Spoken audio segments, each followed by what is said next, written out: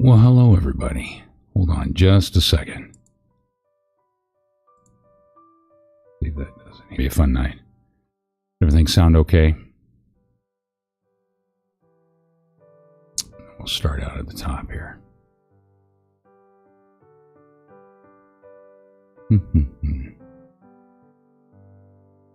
Yay. Yes. Can you hear me?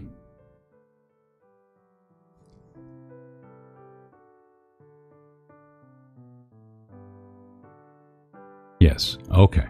All right. So remember, we got a little bit of a delay here. And I think there's some internet issues as well. So, all right. So let me start at the top here. So, Carol Morum, Tina, Tammy, Gail, Heidi, Welsh Lady Reeds, Deborah, Drexy, Catch-It 13, Anne, Derek, Janice, Stacy Schmidt. Let's go down here. Melanie, Kay Wood. I'm Just Me. Cynthia Fire Fairy 42. Tracy. Jade. I can't remember if I said your name already. Jaded Juror. And Tracy again. In case I missed it. Lori Loves Montana. Dennis. Where's that Denise? Hi. Toy. Tug Simps. Miami Spice. Elkie. Elkie or Elk? Elkie, right? I can't remember. Sorry. Rhonda. Cheryl. Trying to grab some names here. Fly on the Wall. T42. Sharon Kobach. Bonnie Walker. Nikki Lynn. Star Chris Z. Wendy Bono. I can't remember if I said your name. Carol Anderson. Shane Reynolds. How's it gone down under? David Air Force Vet. D. Robertson. BKY Blue. Super Battle Bros. And everybody else out there hanging out. Robin Wilson. Yeah. Thank you all for being here.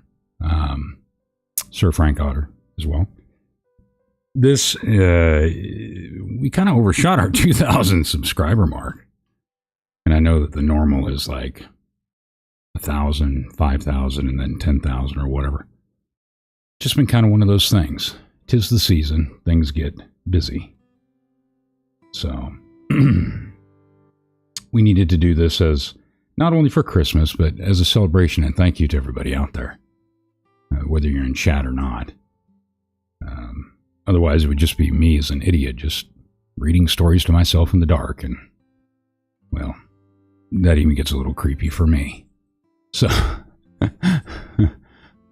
so I wanted to tell you all thank you. This is very much an honor for me. It's something that I really enjoy doing. And I enjoy sharing it with you. And I'm glad for those of you that like it. I know I'm not going to be everybody's cup of tea. There's hundreds of people that are doing this stuff out there. So if I'm not what you like, then I'm sure you can find somebody somewhere. But again, our celebration and then for the Christmas time. And I know this time of year can be difficult for some people. Let's see, depending on the story. Tina, yeah. But anyway.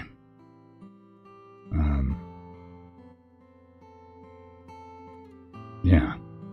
Especially since we're going to have an empty place for a while. So, for those of you that may not have known, since we lost Jeff,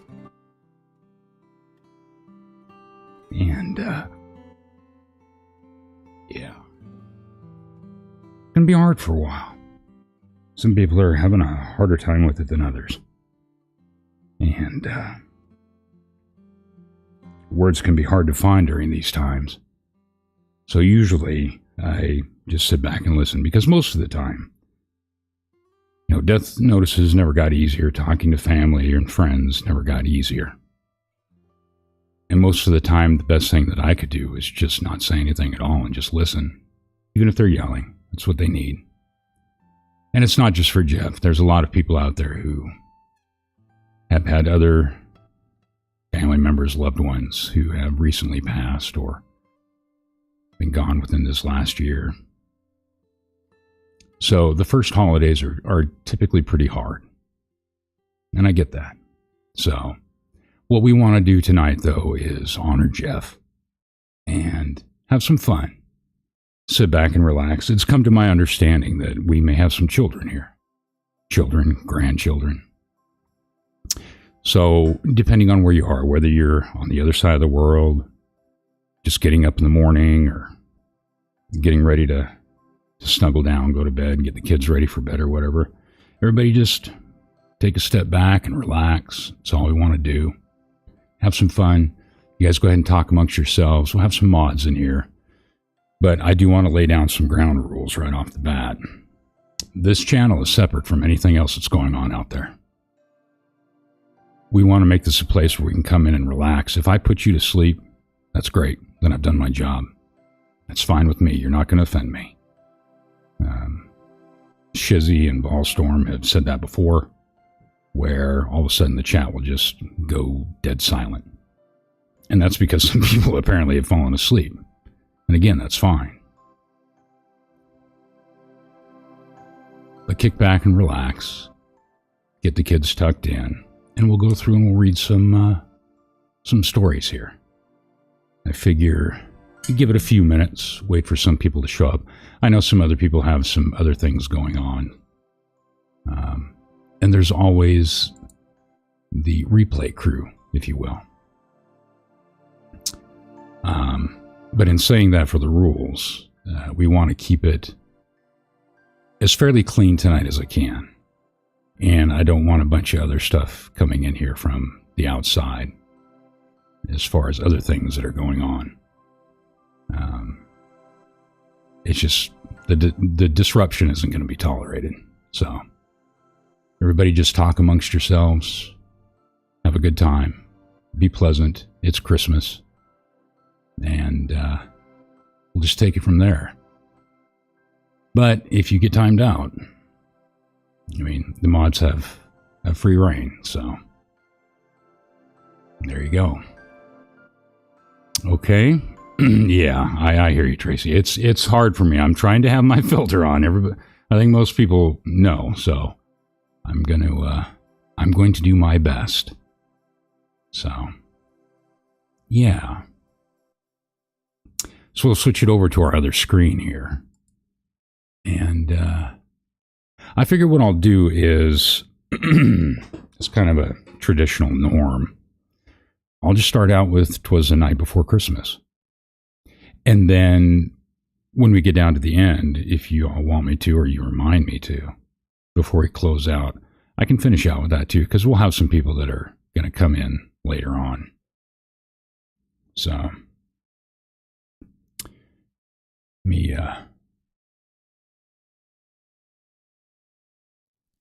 there we go.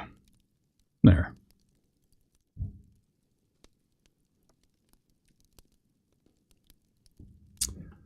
Okay.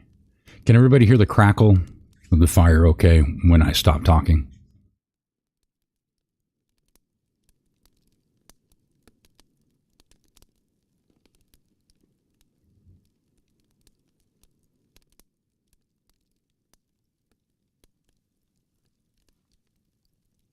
Yeah? Okay. Yeah, I've got it on to where my mic will cut it out when I talk, so. Okay. Because if it's not loud enough, I can turn that part up if you want.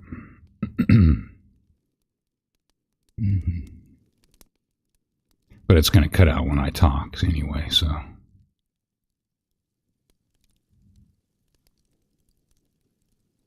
Yeah, it's going to cut out when I talk.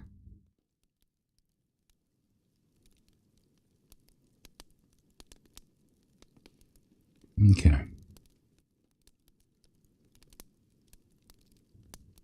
All right. So, if everybody's ready, I think we'll just kick this off and go in from one story to another. So, again, as usual, because I'm reading and doing other things, I'm really not going to be paying much attention to chat. So, you're all pretty much going to have to entertain yourselves till we take a break. But, again, we have our mods will be here, and Welsh Lady Reads, and Iron Rabbit will be in and out. Shizzy will probably show up a little later, at least in the chat, and then we'll see where it goes from there. And Libby's here. So, yeah. Entertain yourselves, and I'll just read for you.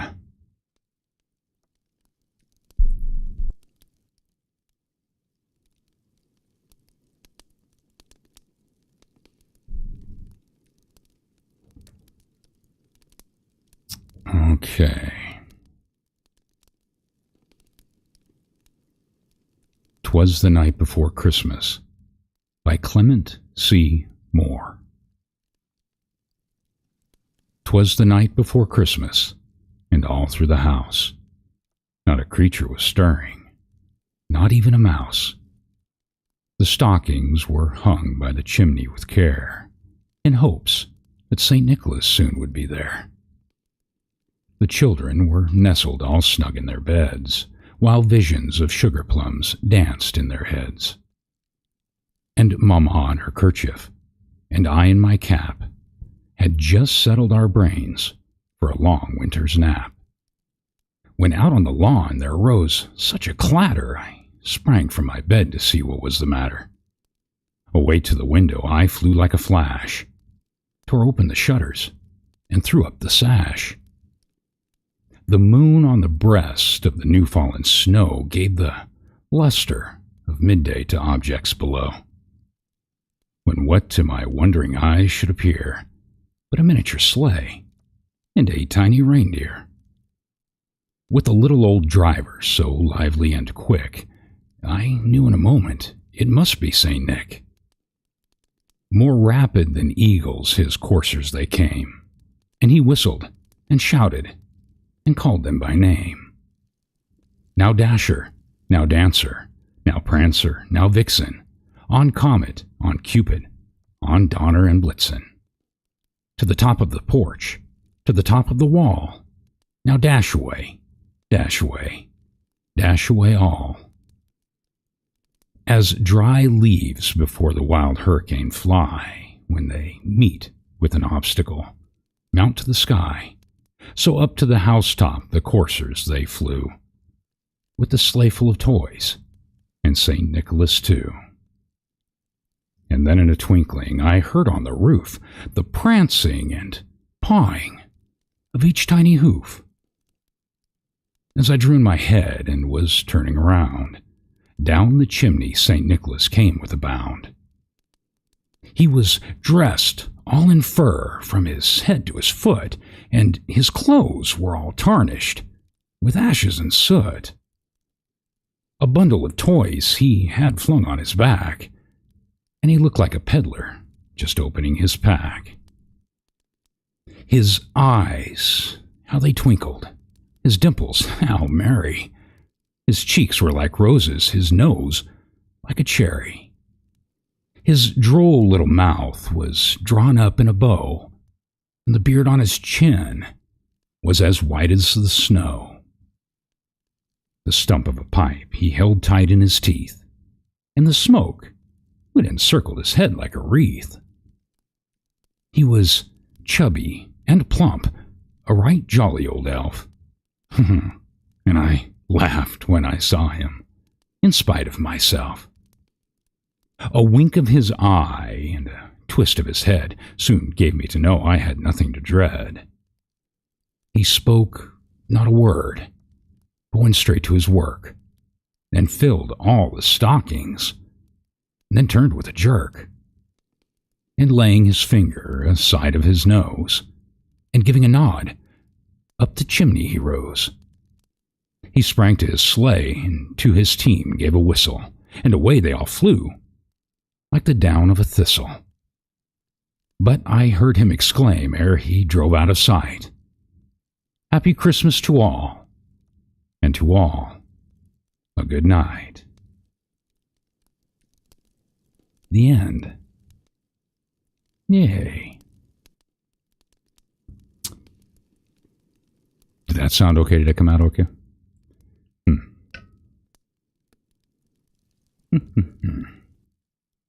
All right. Good. Okay. So the next one, I can't remember when. I'd have to look back. But there's a parody one that was written several years after the fact of the initial "'Twas the Night Before Christmas." And I do not have on here who it was actually written by. I think it was anonymous or something. But anyway, I found one. So I'll go ahead and read that one too. It's kind of funny. So let's see here.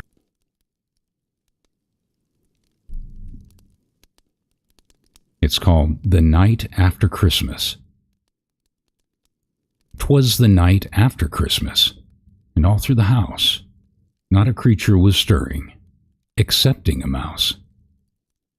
The stockings were flung in haste over the chair, for hopes of St. Nicholas were no longer there. The children were restlessly tossing in bed, for the pie and the candy were heavy as lead, while Mamma in her kerchief and I in my gown had just made up our minds that we would not lie down. When out on the lawn there arose such a clatter, I sprang from my chair to see what was the matter. Away to the window I went with a dash, flung open the shutter, and threw up the sash. The moon on the breast of the new-fallen snow gave the luster of noonday to objects below, when what to my long anxious eyes should appear but a horse and a sleigh, both old-fashioned and queer, with a little old driver so solemn and slow, I knew at a glance it must be Dr. Bro. I knew in my head and was turning around, when up the stairs came the doctor, with scarcely a sound. He wore a thick overcoat made long ago, and the beard on his chin was white with the snow. He spoke a few words and went straight to his work. He felt all the pulses, then turned with a jerk, and laying his finger aside of his nose, with a nod of his head, to the chimney he goes. "A spoonful of oil, ma'am, if you have it handy. No nuts, no raisins, no pies, and no candy. These tender young stomachs cannot well digest all the sweets that they get. Toys and books are the best. But I know my advice will not find many friends, for the custom of Christmas the other way tends. The fathers and mothers and Santa Claus, too, are exceedingly blind. Well, a good night to you." And I heard him exclaim, as he drove out of sight, "These feastings and candies make Dr. Bill's right." The end. I thought that was kind of a funny one. Yeah. How's everybody doing?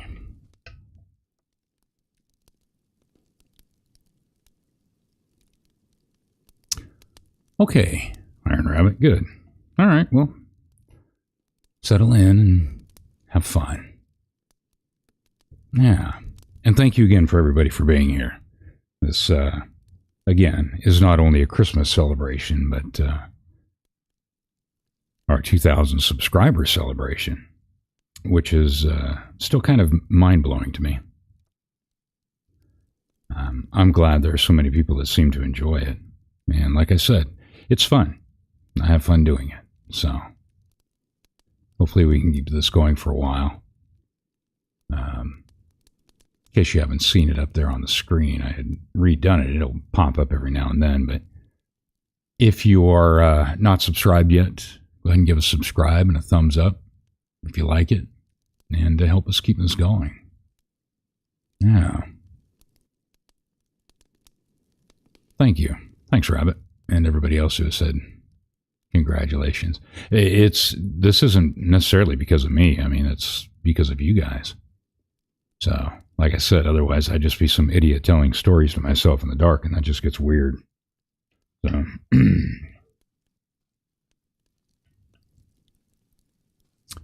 yeah. All right, so on to our next one here. And I don't know how long we'll go. I guess we'll wait and see. I think there's a couple of longer stories in here, too. I'm not sure. I can't remember. Yeah.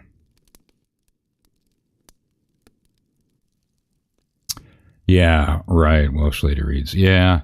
Make sure you're subscribed, and anybody else that you like to, too. YouTube has a tendency to go through and do that.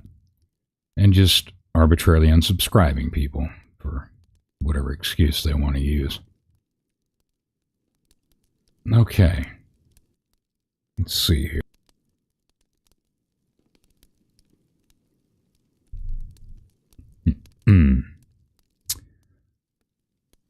All right, this next one is called Santa Claus Does Not Forget by M.H. Haley.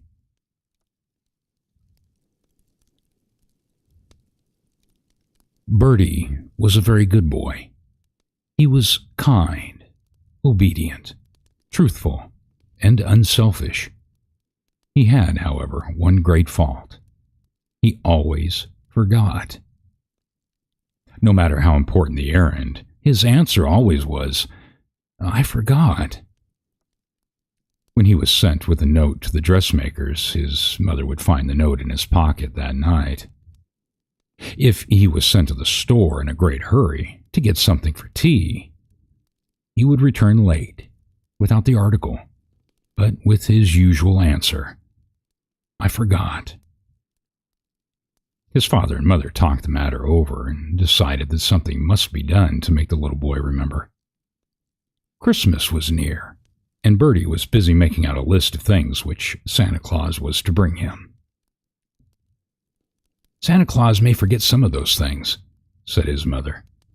"Oh, he cannot," replied Bertie, "for I shall write sled, and skates, and drum, and violin, and all the things on this paper.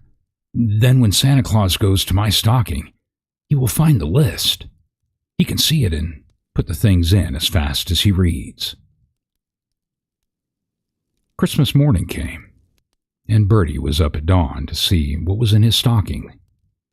His mother kept away from him as long as she could, for she knew what Santa Claus had done.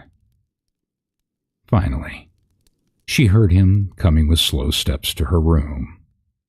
Slowly he opened the door and came towards her. He held in his hand a list very much longer than the one that he had made out. He put it in his mother's hand, while tears of disappointment fell from his eyes. "See what Santa Claus left for me? But I think he might have given me one thing besides." His mother opened the roll. It was a list of all the errands Bertie had been asked to do for 6 months. At the end of all was written, in staring capitals, "I forgot." Bertie wept for an hour. Then his mother told him they were all going to go to Grandpa's. For the first time, he would see a Christmas tree. Perhaps something might be growing there for him. It was very strange to Bertie, but on Grandpa's tree he found everything he had written on his list. He was cured of his bad habit? No, not all at once. But when his mother saw that he was particularly heedless, she would say, "Remember, Santa Claus does not forget. The end. Well, you got what you wanted and a lesson learned. All right. Let's see here. Go back up here.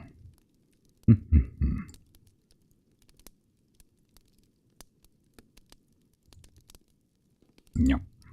There we go. Okay.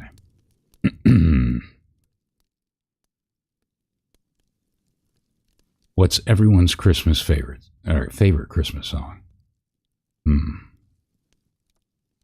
It's a good question. Where's my accent from? Oh, who knows?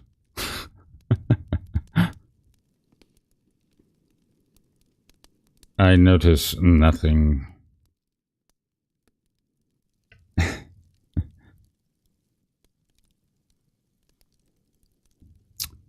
Yeah.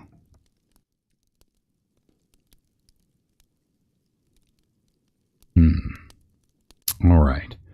So the next one, and I don't have who this one's by either. A lot of these are old stories.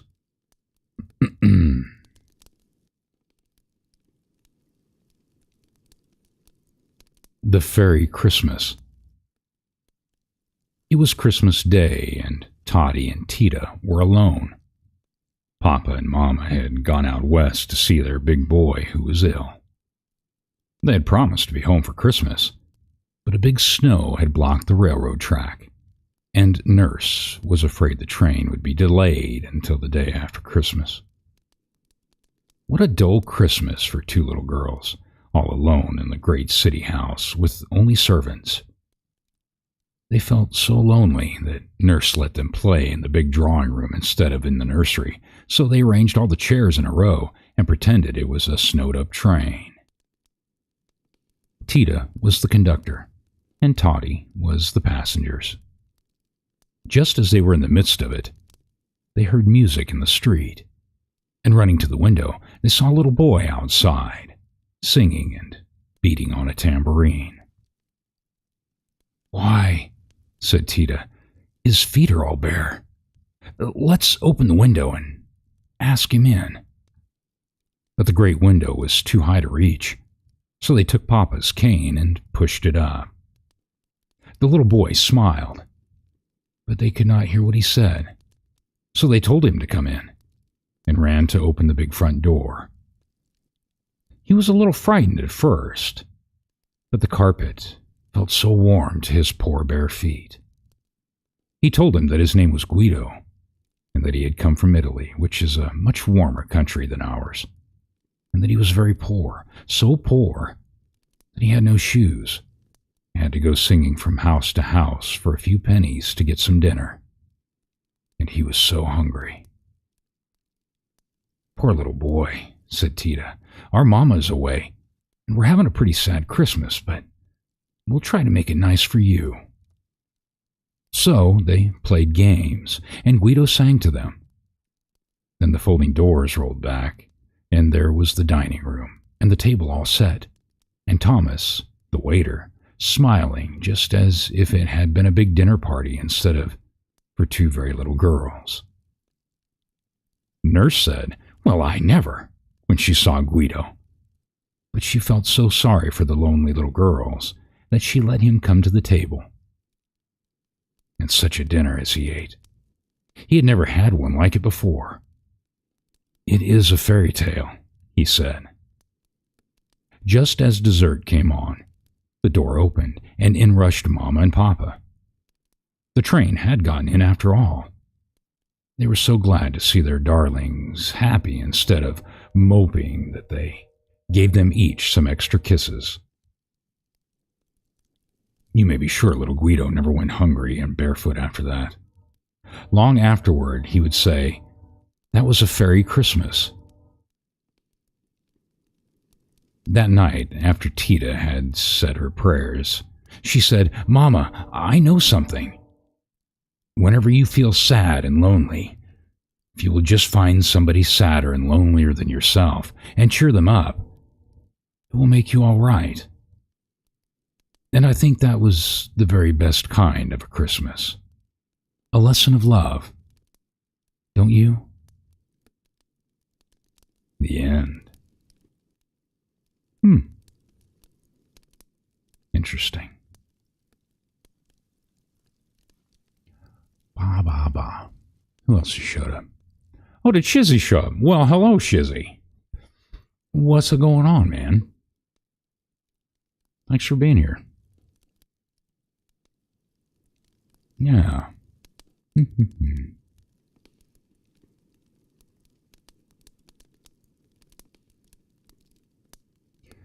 Well, as long as everybody's having fun, I'll just let you keep doing your thing up there. You don't need me.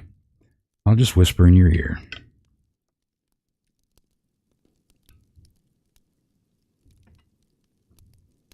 Let me see here.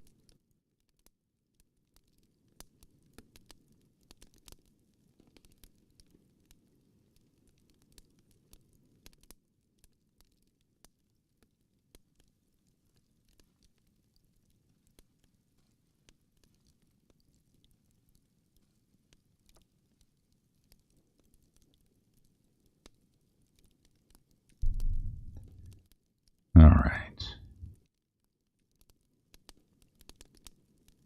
This next one is called Christmas Day by Etheldred Beeberry. Wow, it's an interesting name. All right. Boys, said Mrs. Howard one morning, looking up from a letter she was reading. I have had a letter from your grandmamma. She writes that she is returning to England shortly.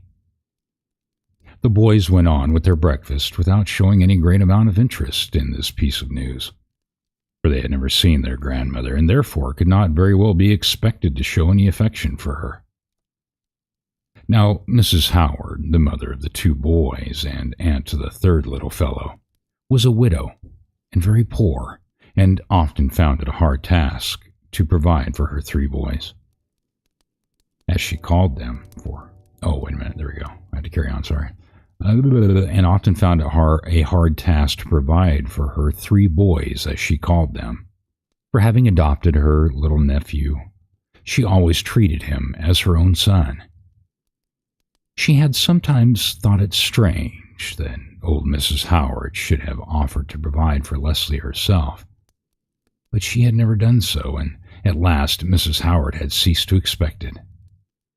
But now, right at the end of her letter, Grandmama Howard wrote, I have been thinking that perhaps it would come a little hard on you to support not only your own two boys, but poor Alice's son, and so, on my return to England, I propose, if you are willing, to adopt one of them, for I am a lonely old woman, and shall be glad of a young face about me again.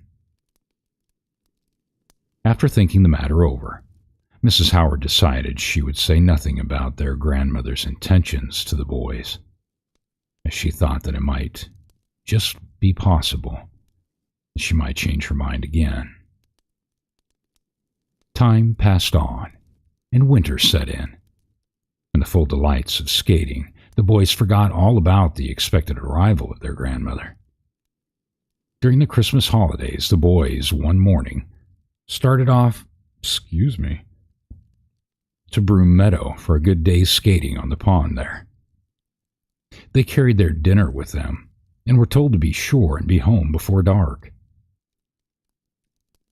As they ran along the frosty road, they came suddenly upon a poor old woman, who so suddenly that Leslie ran against.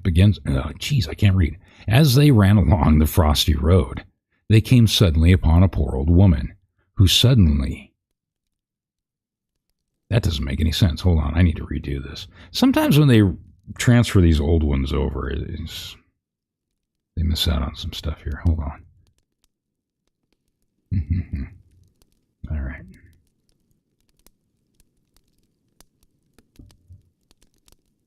All right. As they ran along the frosty road, they came suddenly upon a poor old woman, so suddenly that Leslie ran right up against her before he could stop himself. The old woman grumbled about.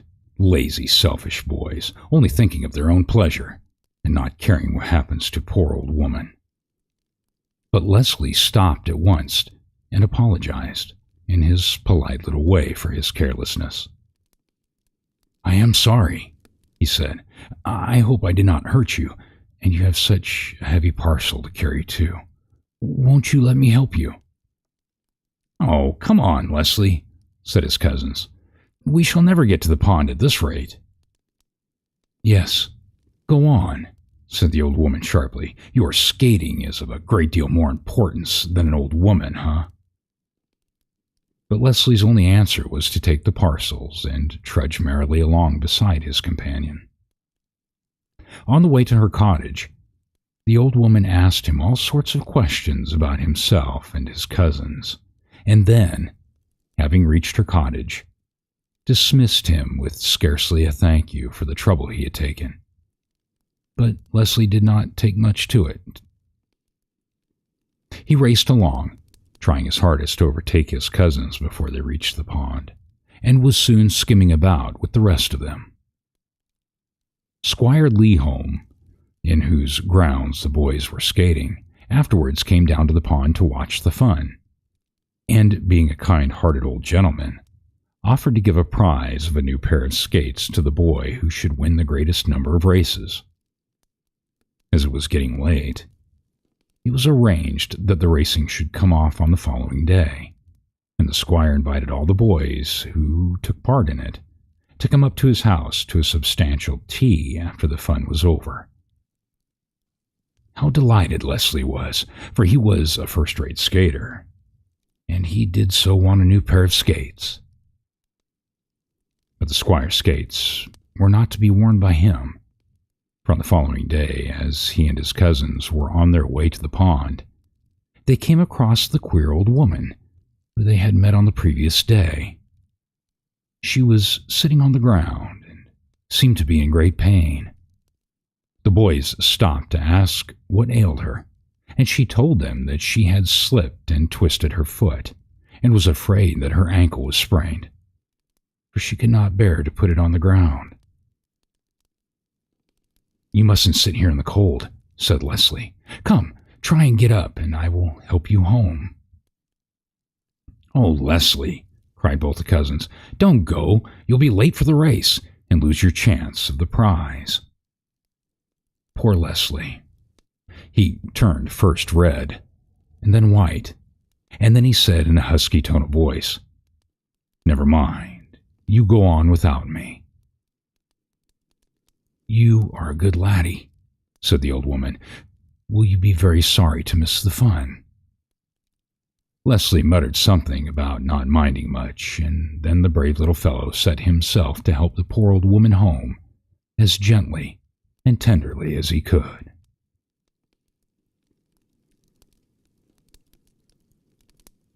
Wait a minute. Okay. She would not let him come in with her, but told him to run off as quickly as he could, and perhaps, after all, he would not be too late for the skating. But Leslie could not bear to leave her alone and in pain, so he decided to run home and fetch his aunt. When Mrs. Howard arrived at the cottage, you can think how surprised she was to find that Leslie's poor old woman was none other than Grandmama Howard herself, who, wishing to find out the real character of her grandsons, had chosen to come in with this disguise to the little village where they lived. You will easily guess which of the three boys Grandmama chose to be her little companion. And oh, what a lovely Grandmama she was, as not only Leslie but his cousins too found out. She always seemed to know exactly what a boy wanted, and still better, to give it to him. Walter and Stanley often felt terribly ashamed of the selfish manner in which they behaved, and wished they were more like Leslie. But Grandmama told them that it was never too late to mend, and they took her advice, and I am quite sure that at the present moment, if they were to meet a poor old woman in distress by the roadside, they would not pass her by as they once did. The end.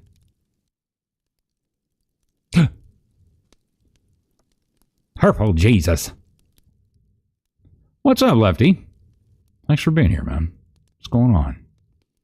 Lush Lady Reads. Hit the thumbs up and subscribe. Yeah. Thank you. Yeah, don't forget to hit that thumbs up if you like it, subscribe, and hopefully we can keep this stuff going for quite some time. Just have fun with it. That's what we're all here for. Tina Ortiz, you like that one? Yeah, that was an interesting story. Like I said, sometimes I might stop and stutter because with some of these older ones, some of the words that they use might not work out for today. And then sometimes they get lost in translation with some of the wording too. So it's kind of interesting sometimes when I'm going back and looking at some of those, especially some of those ghost stories and stuff from back in the 17th, 18th century and stuff. All right, I'm going to let you all go ahead and have some fun. It sounds good. Thank you, Wash Lady. Okay, good. As long as everybody can hear me okay, I'm trying not to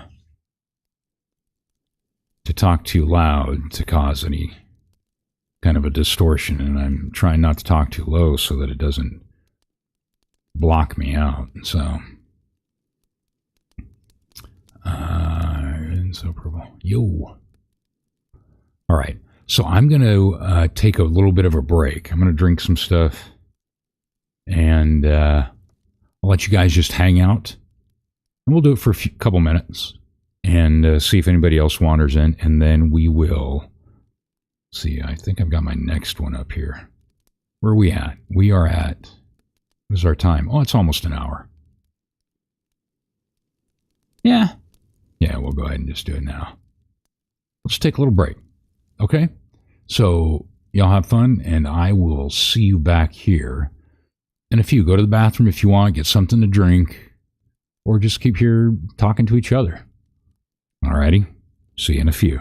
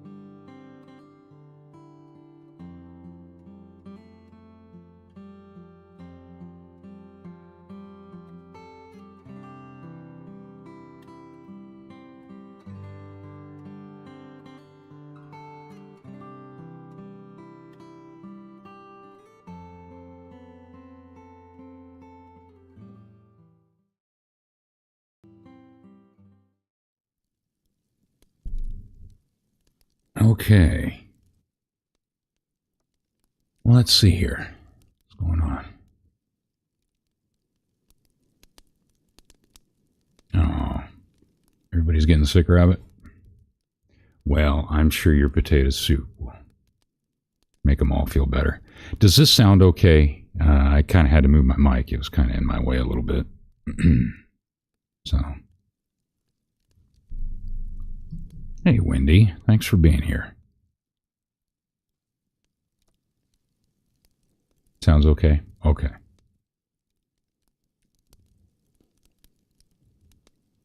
All right. Let's see what else. Fly on the wall. I'm here just... Okay. Well, you get comfy on that wall and hang out. Yeah. Jeff will be missed. Yeah. Jeff was definitely a unique individual. He was one of a kind.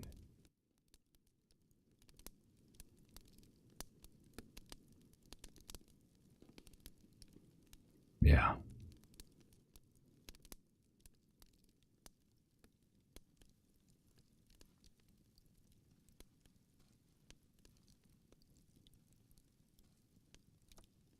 Okay.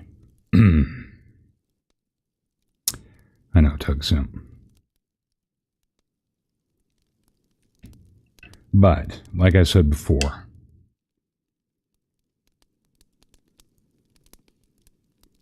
those memories can't be taken away. And it doesn't matter if it's Jeff or somebody else. If it's somebody who actually loved and cared about you, or was a friend the way that Jeff was to many people, they would expect you to grieve. But the one thing that you can't do is let that grief consume you. Life still goes on. And that's what he would want. And that goes for anybody who has had any loss, especially within this last year and coming up to another holiday season. Those first ones are the hardest. But it does get better. You still have the memories. And you'll still miss him. But it does get better. So.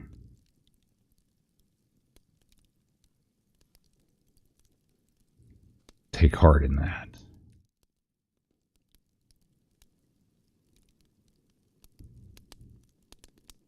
Grandma's Special Gifts by Viola Roseborough.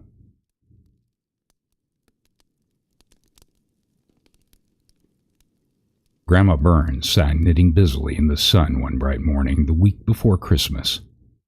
The snow lay deep, and the hard crust had glistened like silver. All at once, she heard a sigh of relief outside her door.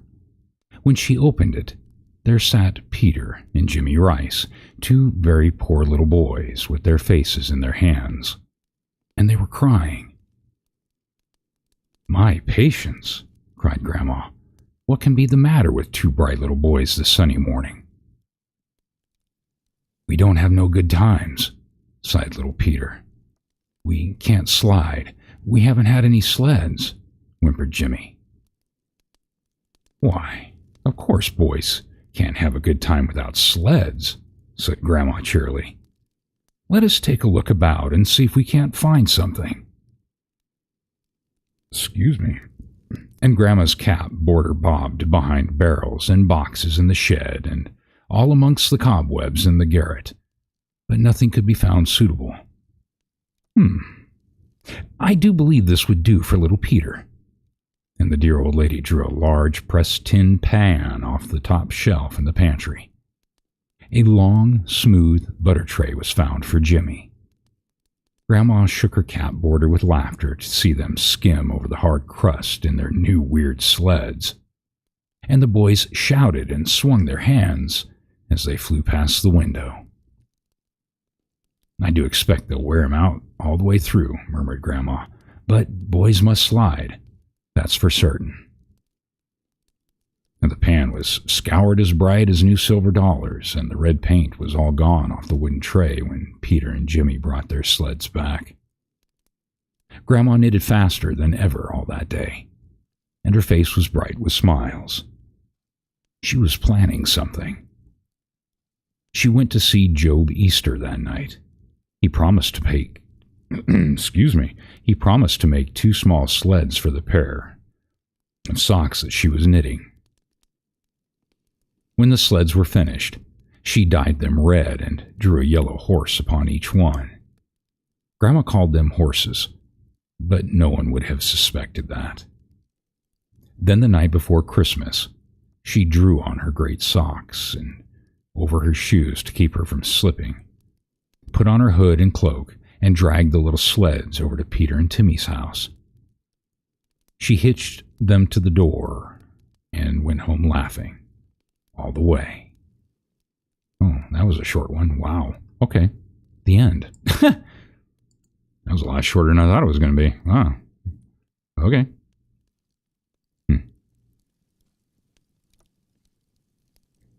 Well, alrighty then.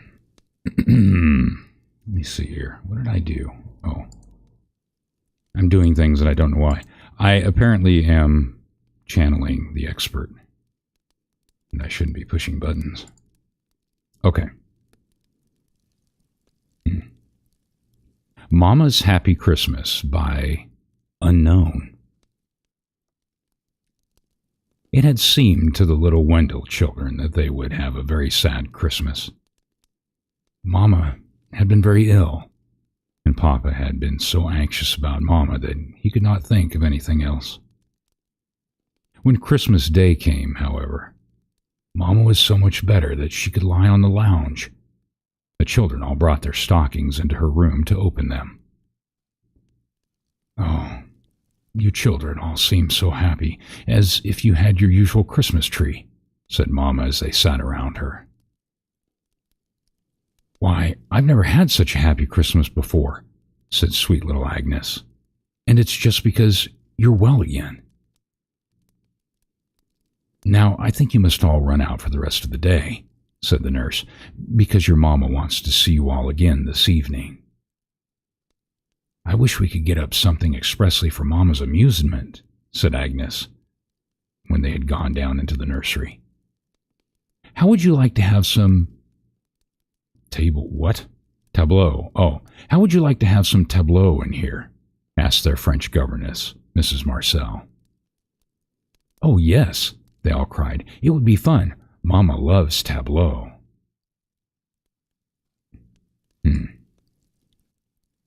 I forget. That is...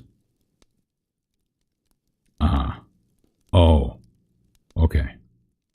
So like little models or motionless figures. Okay.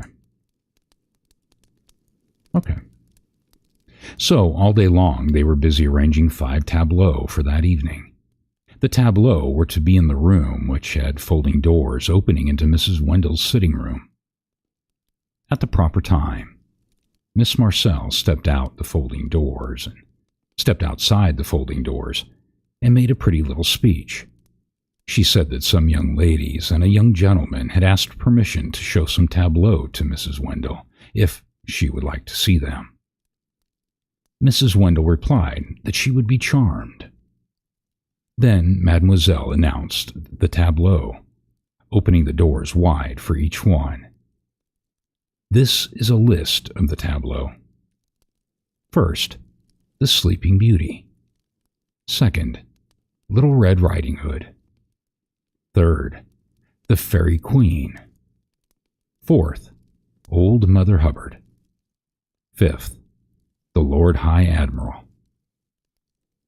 Mrs. Marcel had arranged everything so nicely, and Celeste, the French maid, helped so much with the dressing, that the pictures all went off without a single mistake. Mama was delighted. She said she must kiss those dear young ladies and the delightful young man who had given her such a charming surprise. So all the children came in, rosy and smiling. "Why didn't you know it was us?" asked the little Lord Admiral. I know it was, said Mamma. I am like Agnes. I never had such a happy Christmas before. Oh, the end, apparently. Okay, the end. All right. Congratulations, Oh, thank you, Tammy. Yeah, and I hope you're feeling better, too. I don't know exactly what was going on, but I know you had made that announcement, so hang in there. It'll get better.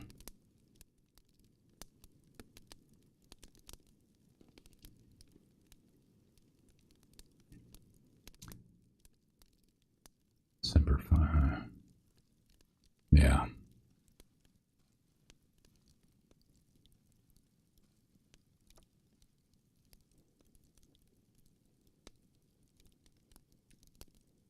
Yeah.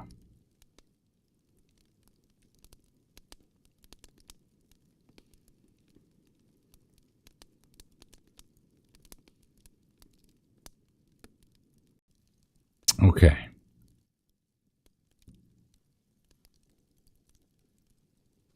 Let's see. I don't know how long this one is either.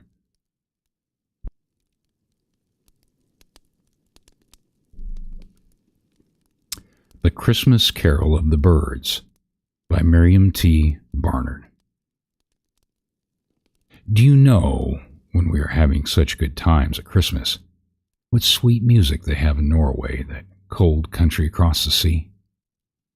One day in the year, the simple peasants who live there make the birds very happy, so that they sing, of their own free will, a glad, joyous carol on Christmas morning.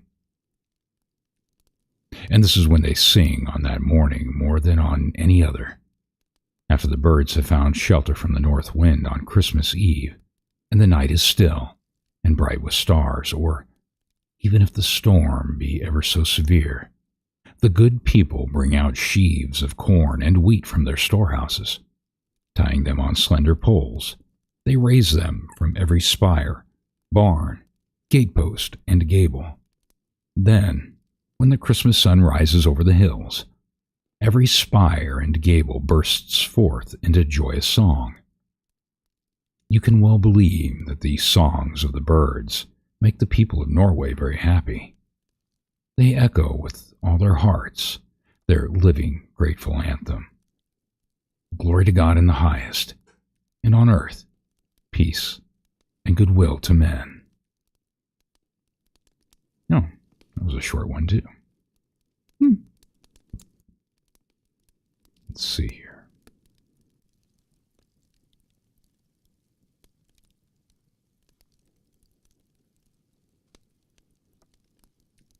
A Turkey for One, Mrs. G. Hall. Okay. Laura's Uncle Roy is in Japan. He used to take Christmas dinner at Laura's home. Now he can only write her papa to say a box of gifts has been sent, and one is for his little girl. The little girl clapped her hands, crying, "Oh, Mama, don't you think that it is a chain or a locket dear uncle said that he would sometime give me?" "No," replied her papa, reading on. "Your uncle says it is a turkey for one." "But we do not need turkeys from Japan," remarked the little girl soberly. Her papa smiled and handed the open letter to her mamma. "Read it aloud, every bit," begged Laura, seeing her mamma was smiling too. But her mamma folded the letter and said nothing. On Christmas Eve, the box, which had just arrived, was opened, and everyone in the house was made glad with a present. Laura's was a papier-mâché turkey, nearly as large as the one brought home at the same time by the market boy. Next morning, while the fowl in the kitchen was being roasted, Laura placed hers before a window and watched people admire it as they passed. All its imitation of feathers, and even more its red wattles, seemed to wish every man and woman, boy and girl, a Merry Christmas. Laura had not spoken of the jewelry since her uncle's letter was read. It is not nice for one who receives a gift to wish it was different. Laura was not that kind of a child. When dinner was nearly over, her papa said to her, "My dear, you have had as much of my turkey as you wanted. If you please, I will now try some of yours." "Mine is what Uncle Roy calls a turkey for one," laughed Laura. She turned in her chair towards where her bird had been strutting on the windowsill and added, in surprise, "Why, what has become of him?" At that moment, the servant brought in a huge platter. When room had been made for it on the table, it was set down in front of Laura's papa, and on the dish was her turkey. "Oh, what fun!" exclaimed the child. "Did Uncle tell you to pretend to serve it?" "I have not finished what he directed me to do," her papa said with a flourishing of the carving knife. "But Papa, oh, please." Her hand was on his arm. "You would not spoil my beautiful bird from Japan." A hidden spring was touched with the point of the knife. The breast opened and disclosed the fowl filled with choice toys and other things. The first taken out was a tiny box. Inside was a gold chain and a locket. The locket held Uncle Roy's picture. It was a turkey for one, for Uncle Roy's niece, but all the family shared the amusement. The end.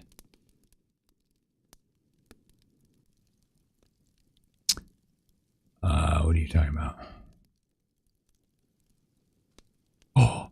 Oh. Ooh. The Vols 0 and the Buckeyes 21?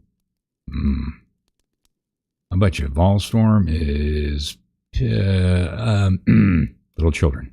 Volstorm is probably very upset. I caught myself. You thought you could fool me. All right, let's see here. What happened Christmas Eve? By the letter I. Apparently, this is a story from Sesame Street. I don't know. Where the frick is the count? All right. That's all it says. By the letter I. 'Twas Christmas Eve, and the frost fairies were busy getting ready for Christmas Day.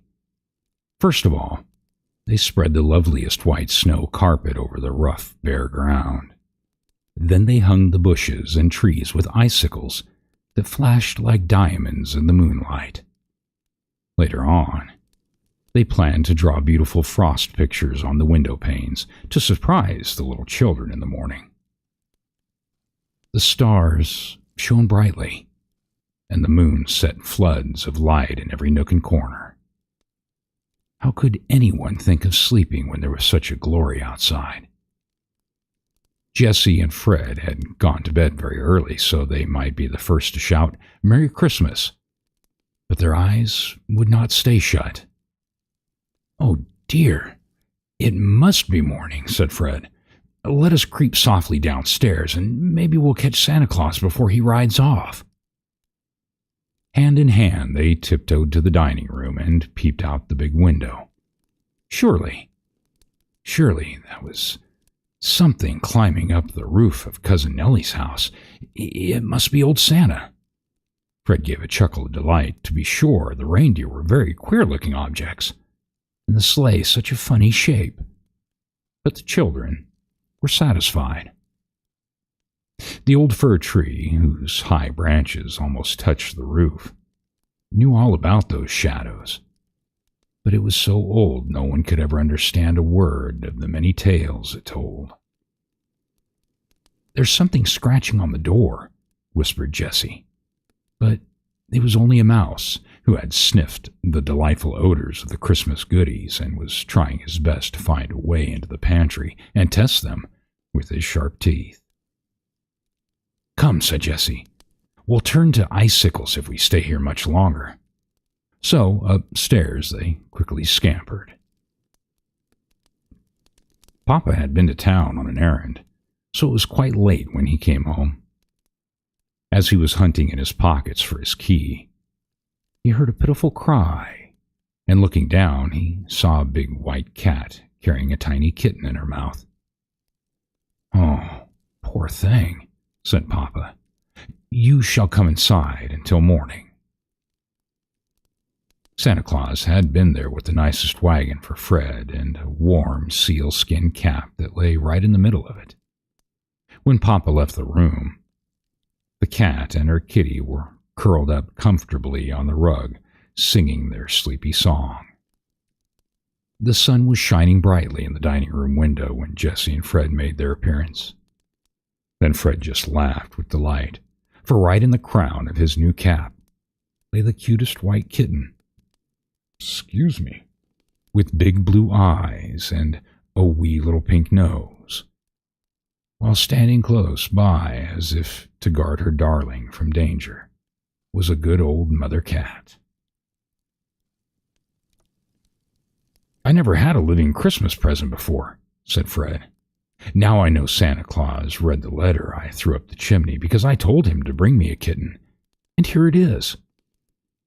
Papa smiled and looked at Mama, and then everybody said, "Merry Christmas," all at once. The end. Wow. These are very short stories. Yeah. Interesting.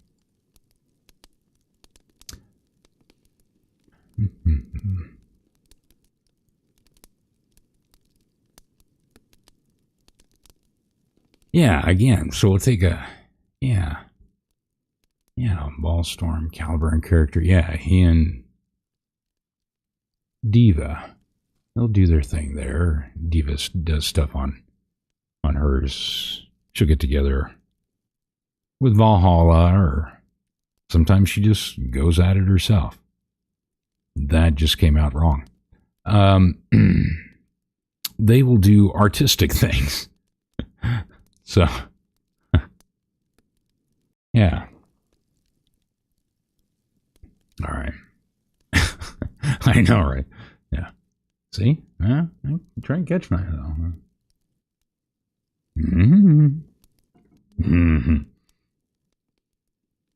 right. Let's see here. So again, thank you for everybody being here, and for those who have subscribed, and for those who may subscribe. Again, this is our 2,000 sub celebration, as well as for Christmas and the holidays in general. And just remembering those that are no longer with us, those we have recently lost. For those who this may be their first holiday without that loved one. So keep everybody in mind, and hope that everything this holiday turns out well, and you get all the things that you need and some of the things that you want. And for any of the kids that are out there listening, I hope they're having a good time with this. But none of this would be possible without any of you, because like I said, I'd just be an idiot reading stories to myself. I'm glad there are so many people that seem to like it and enjoy it. And yeah. So. Oh, I will, Rabbit. I figure, let me see here. Well, let me look at this one real quick. I know we did one just a little bit ago. Not sure how long this one is. All right. I'll tell you what. We'll read this one. Yeah. We'll read this one, and then we'll probably take another little break here. I'm going to share this with my friend. He can watch it with his daughter. Yeah. Oh, yeah. And for anybody that can't be here, because I know, there's some other things that are going on. I believe, Tug and Megan had something going on as well. So Hopefully a lot of people will catch it on the replay crew as well. That always helps. And of course the thumbs up and sharing. But it just helps with the watch hours anyway. So I understand that a lot of people can't necessarily make it to a live. Especially for, I try to make it so that it's somewhat reasonable for everyone, everyone here in the U.S., much less around the world, that I try to catch it in that opportune time, hopefully, where it's not too late or too early, so that a lot of people have a chance if they want to come by. And we don't do these lives that often anyways, I'm sure many of you know. I mean, in the whole time that we've only been doing this for just a little over, about a year and a half now, maybe, right? Is that what it is?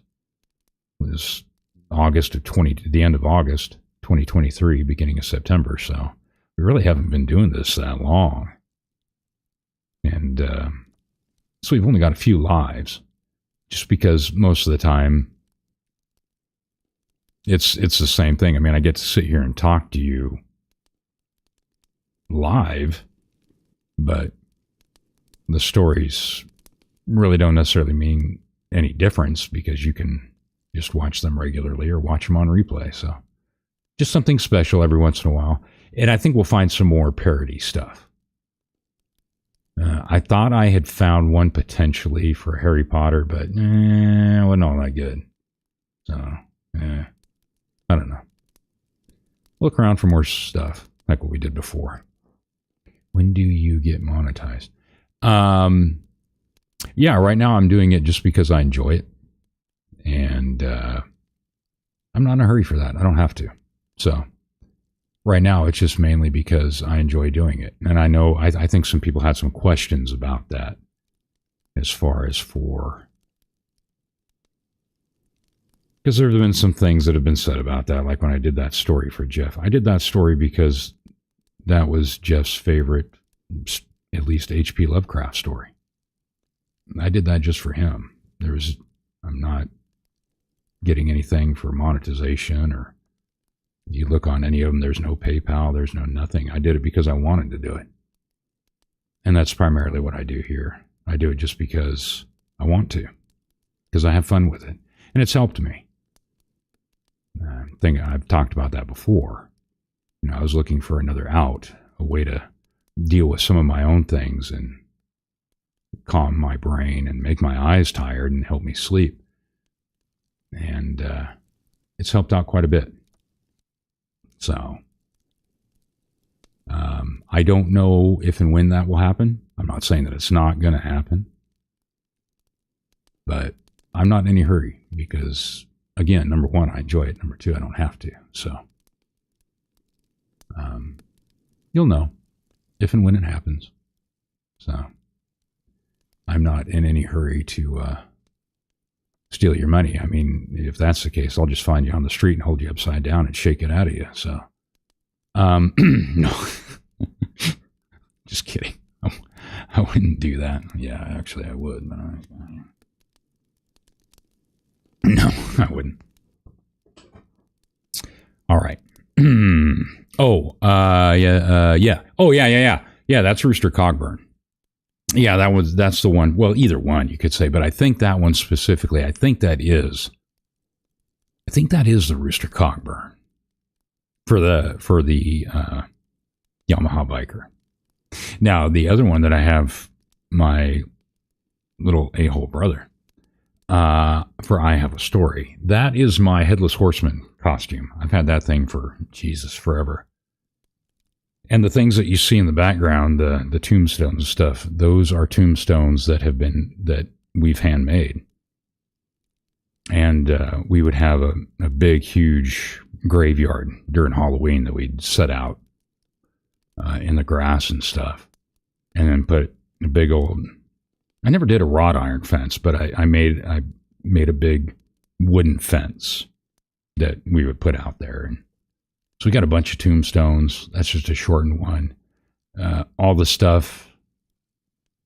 I mean, if you look at the Sleepy Hollow, the Legend of Sleepy Hollow video,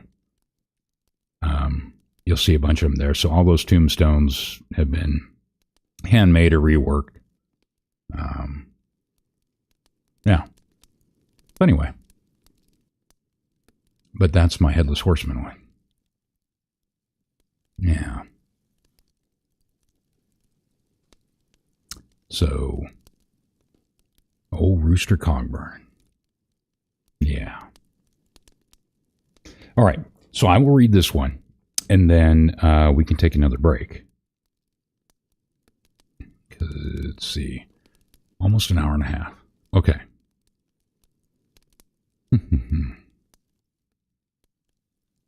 Susie's Christmas Present by Oliver Herfold. Herfold. Yeah, by Oliver Herfold.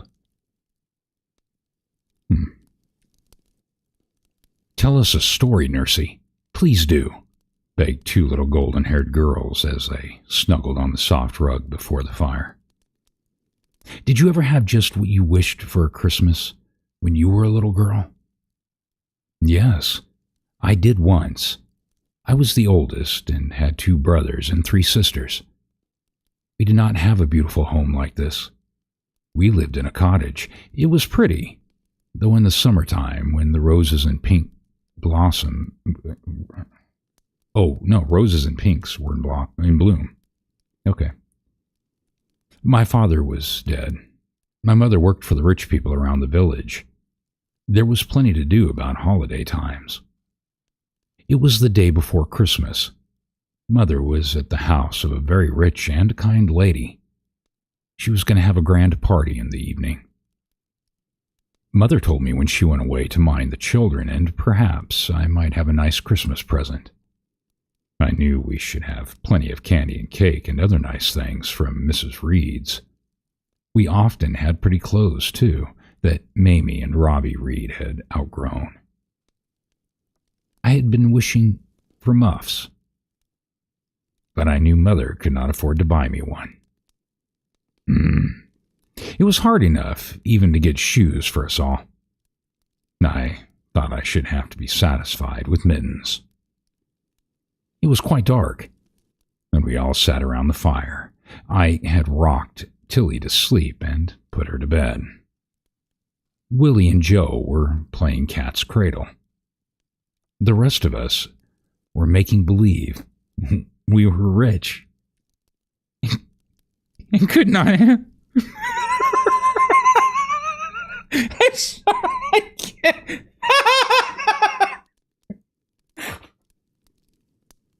Oh, I'm so trying to behave right now. Oh, I couldn't hold it in. All right.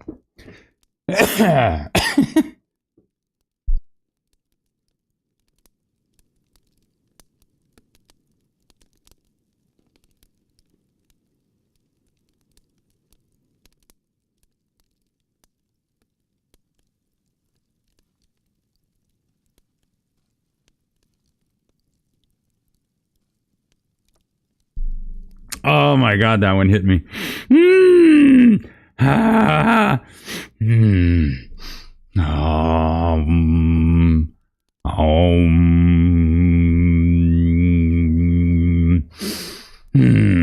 Children are here, children are here, children are here. Christmas time. Oh, yes. All right. Wow. Okay. All right, I'll try it again. Let's see. The rest of us were making believe we were rich and could have all we wanted for Christmas. All at once, there was a heavy step on the porch and a knock at the door. I opened it, with Margie and Amy clinging to my dress. A boy shoved a big box into the room and shouted, "A Merry Christmas to you." He then ran out the gate. The box had all of our names on the cover, and the children were wild to see what was inside. "Wait till Mother comes," I said. Pretty soon we heard her at the gate. She seemed surprised and said Santa Claus had remembered us early. Mother advised us to go to bed and wait until morning to see our presents. It was pretty hard, but we had some oranges and candy. and I put the boys to bed. Margie and I wondered and guessed at what was in the box, but at last we fell asleep. You may be sure we were up early in the morning. There were dolls and toys for the little ones, with hoods and mittens with hoods and mittens, and for me, a lovely squirrel muff.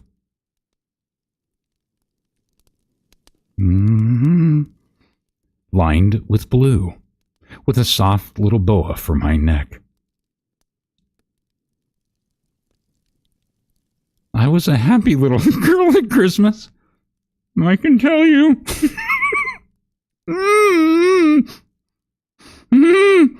You're not helping ghosts.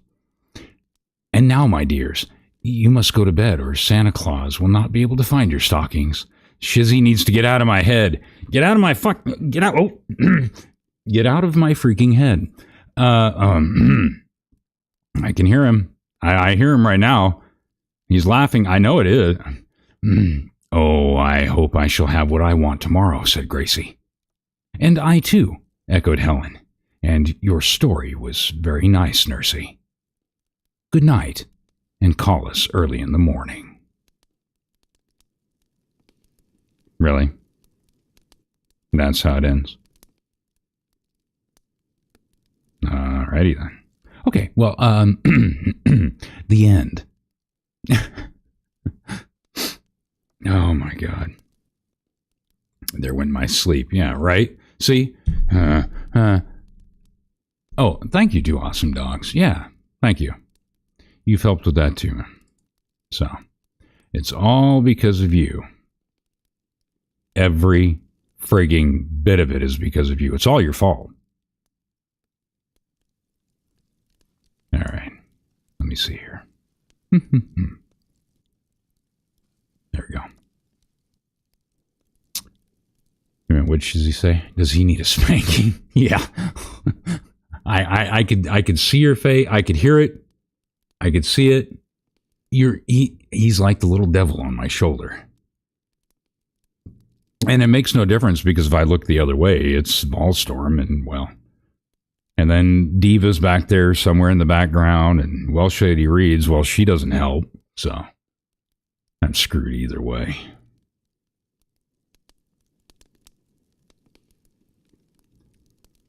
High, lower, much, much lower. All right. Let's see. We are at 132. Okay. So what we'll do is, he's wearing his helmet. Don't do it. We'll take a little break.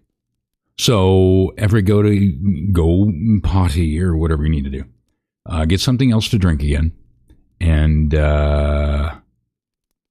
we'll be back in a few minutes. And just as a parting thought, I'm going to gargle.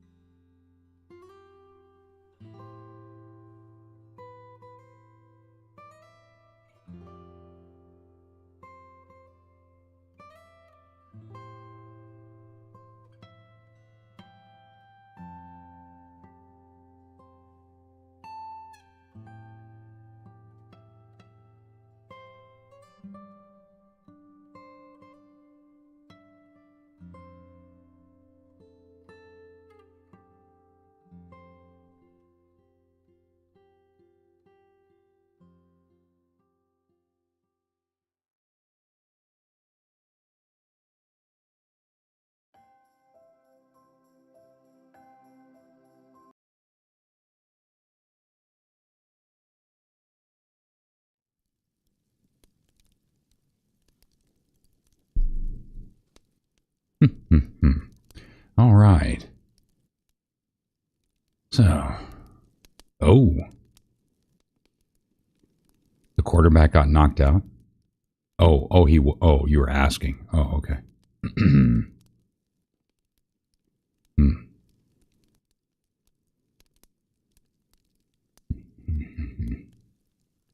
Oh, yeah.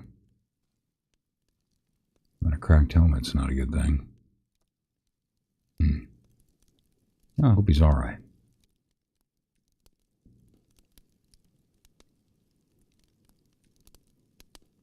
Yeah, so thank you for everybody for being here. And I hope you're having fun talking amongst yourselves or listening to the stories, for those of you that are still awake.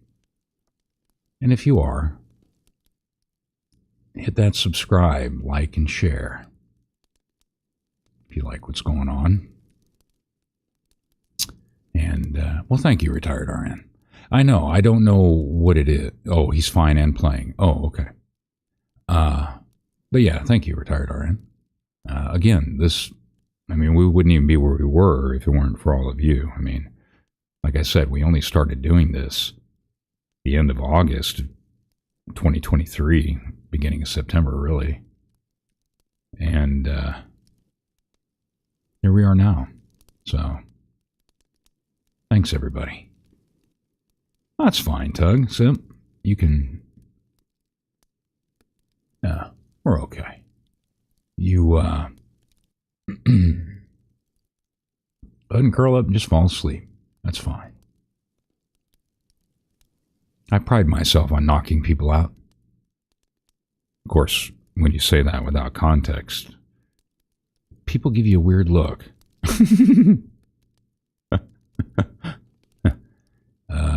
Mary Ann Fields. Hey, Yamaha, my curiosity has overflowed. Oh, yeah. I've been around.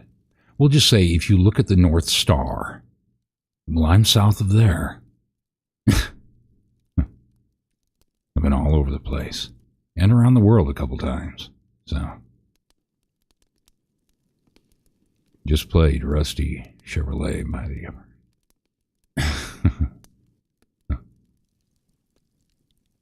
Okay.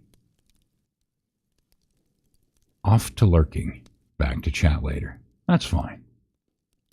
Just let me keep whispering in your ear, Heidi.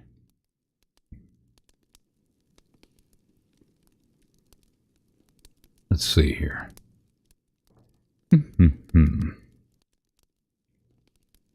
Play knockout, yeah.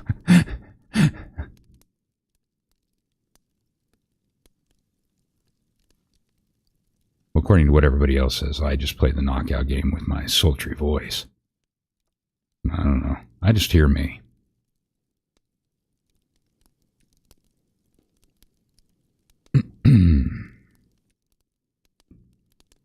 Santa Claus's Letter by, well, I don't know who.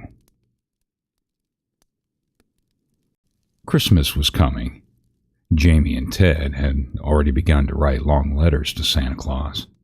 But one thing was rather queer. Both boys asked him for the same things.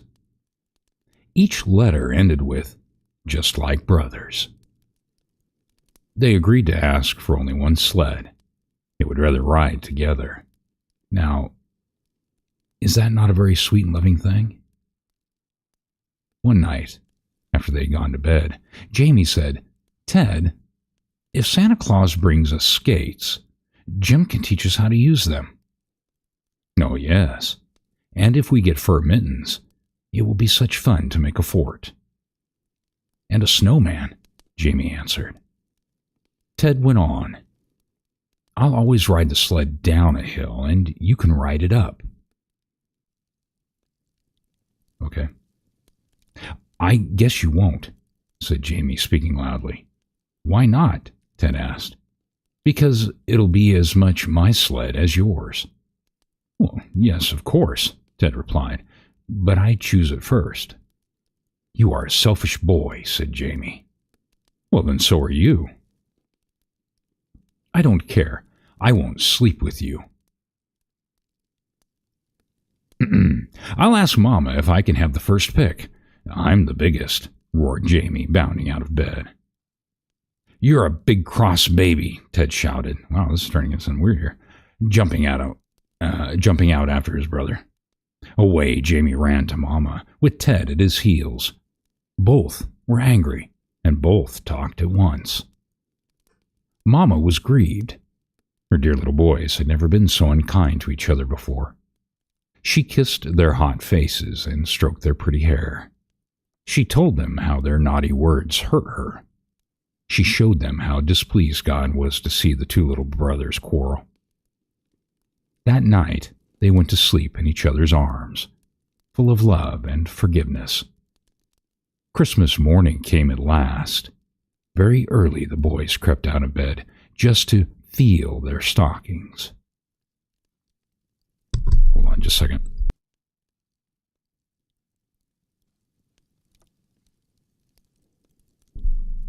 Okay.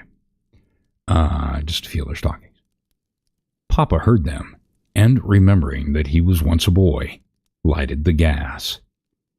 Each little red stocking was full from toe to top. Boxes and paper parcels were piled around them. Such shouting, such a good time. It seemed as if all their letters had been answered. Suddenly, Jamie cried, "Oh, Ted, there's a letter." They put their little heads together, and with Papa's help, spelled this out. "My dear boys, no sled this year. It made you quarrel, so I was afraid to bring it. I dropped it off the load about a week ago. Get ready for it next year. Merry Christmas, Santa Claus. The end, apparently. Well, don't argue about a sled then.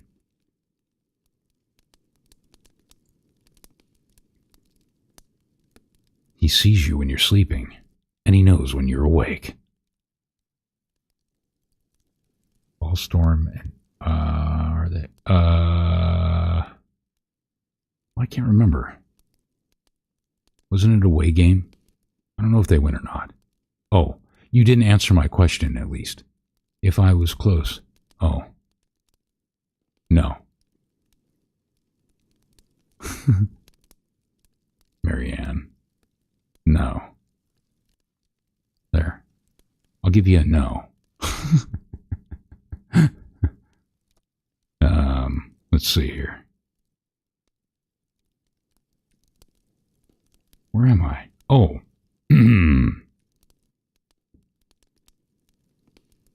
A Ragged Christmas Feast.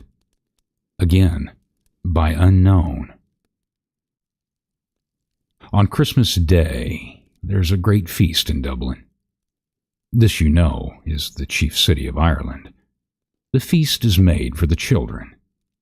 There are in that city a great many little ones who are very, very poor. There are kind people there also who look after these poor children. They have what they call ragged schools, where many of them are taught to read and to sew and other useful things. Mr. Nelliton is a famous minister in Dublin, and every year he, with other good people, gets up this great feast for the children. About 800 of them came last year. Some of these were only half clad, and all were very ragged. They were seated at long, narrow tables which were covered with a white cloth. The children from the ragged schools wore aprons and bright colors to hide their rags. Excuse me. Each school had a color of its own. These aprons were only lent them for the day, and the children felt very fine in them. But there were 2 long rows without any aprons. These were little ones who had been picked up along the streets. Each ragged scholar had permission to bring all the children he could find, and, oh, how ragged and dirty these 2 rows were. But they brightened up, just like the children with aprons when they saw the feast. A huge mug of steaming tea and an immense bun to each child. Rarely did they have such a treat as this. And how did they eat? Each child had all he wanted. It would have done you good to see their poor pinched faces beam with delight. During the meal, a large throng of orphan children in the gallery sung some sweet songs. Then after the feast, there were small gifts, and small speeches and prayers, and more songs. The little ragged ones seemed like new beings in the atmosphere of love. Such a glad day as that Christmas was a rare event in their sad lives. Children who live in happy homes know little about the suffering of the poor. Perhaps, if they knew more, such little ones would try harder, buy gifts and kind acts to carry sunshine to sorrowful hearts. The end. All right. Well, that's the end of that compilation of short little hoo-haws. Let me see here. I don't know about this one. Let me take a look here for a second.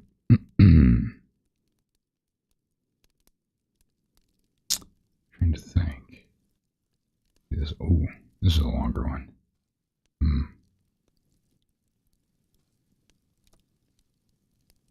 Let me see.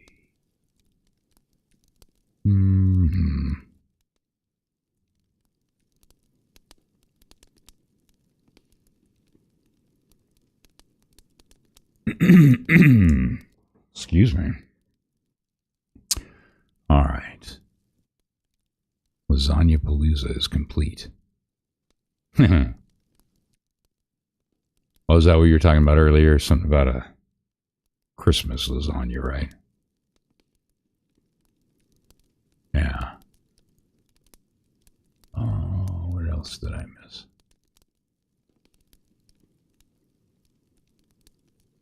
Yeah, hit that like. Thanks, two awesome dogs. I'm only asking for a thumb, not a finger. Oh, give me the middle finger. That's why there's no middle finger there, because you can't give me one. It's got to be a thumbs up. Even a thumbs down is interaction. Whatever. Let me see. Wow. 3 days. You put quite a bit into that.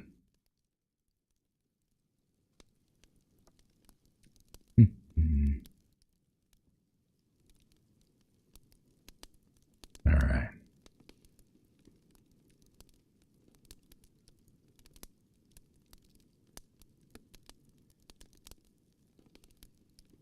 And I'm sure this one has an author too, but I didn't see one. The Emperor's Vision by Unknown. At this point, I'm sure I could find it. It happened at the time when Augustus was emperor in Rome and Herod was king in Jerusalem. It was then that a very great and holy night sank down over the earth. It was the darkest night that anyone had ever seen. One could have believed that the whole earth had fallen into a cellar vault. It was impossible to distinguish water from land, and one could not find one's way on the most familiar road.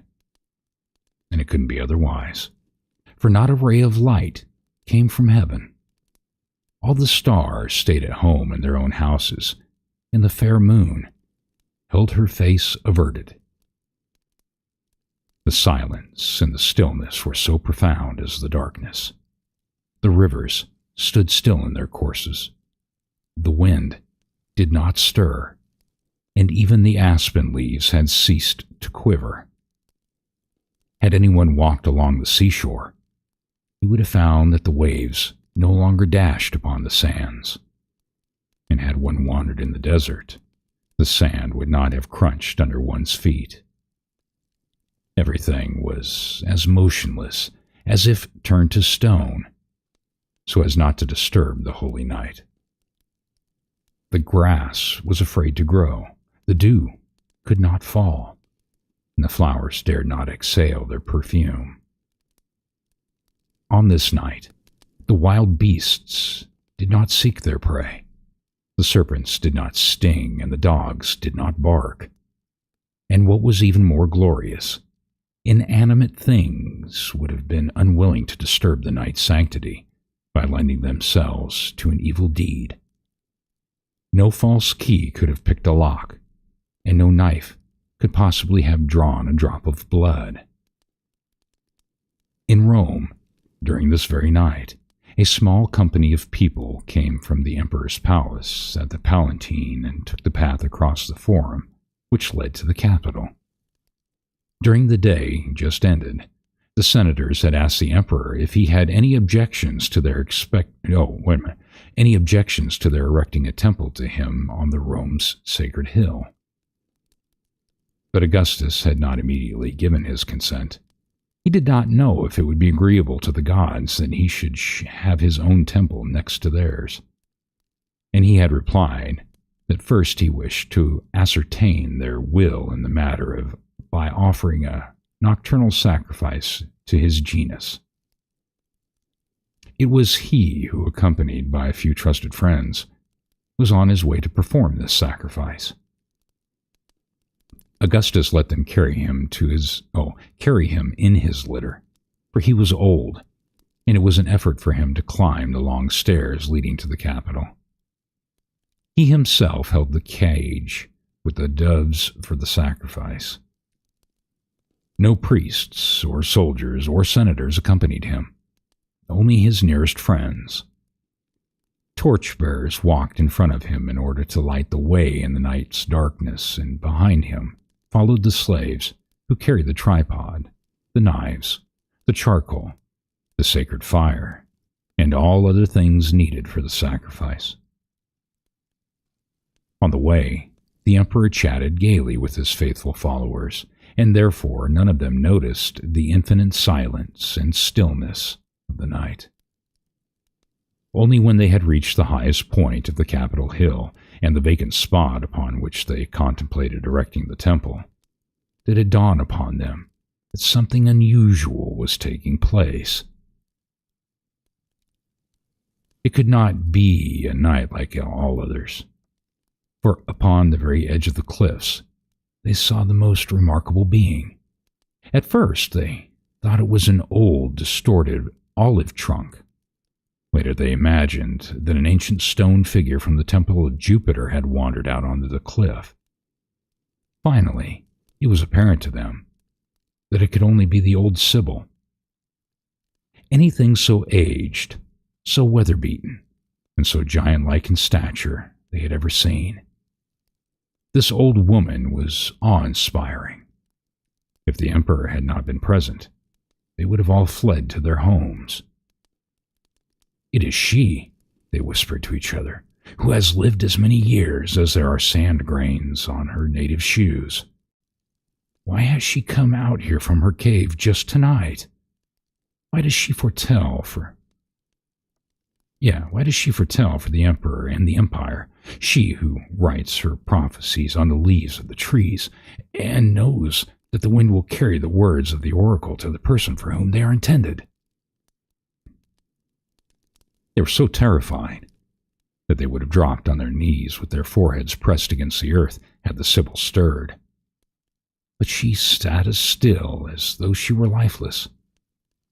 Crouching upon the outermost edge of the cliff and shading her eyes with her hand, she peered out into the night. She sat there as if she had gone up the hill that she might see more clearly something that was happening far away. She could see things on a night like this. At that moment, the emperor and all his retinue marked how profound the darkness was.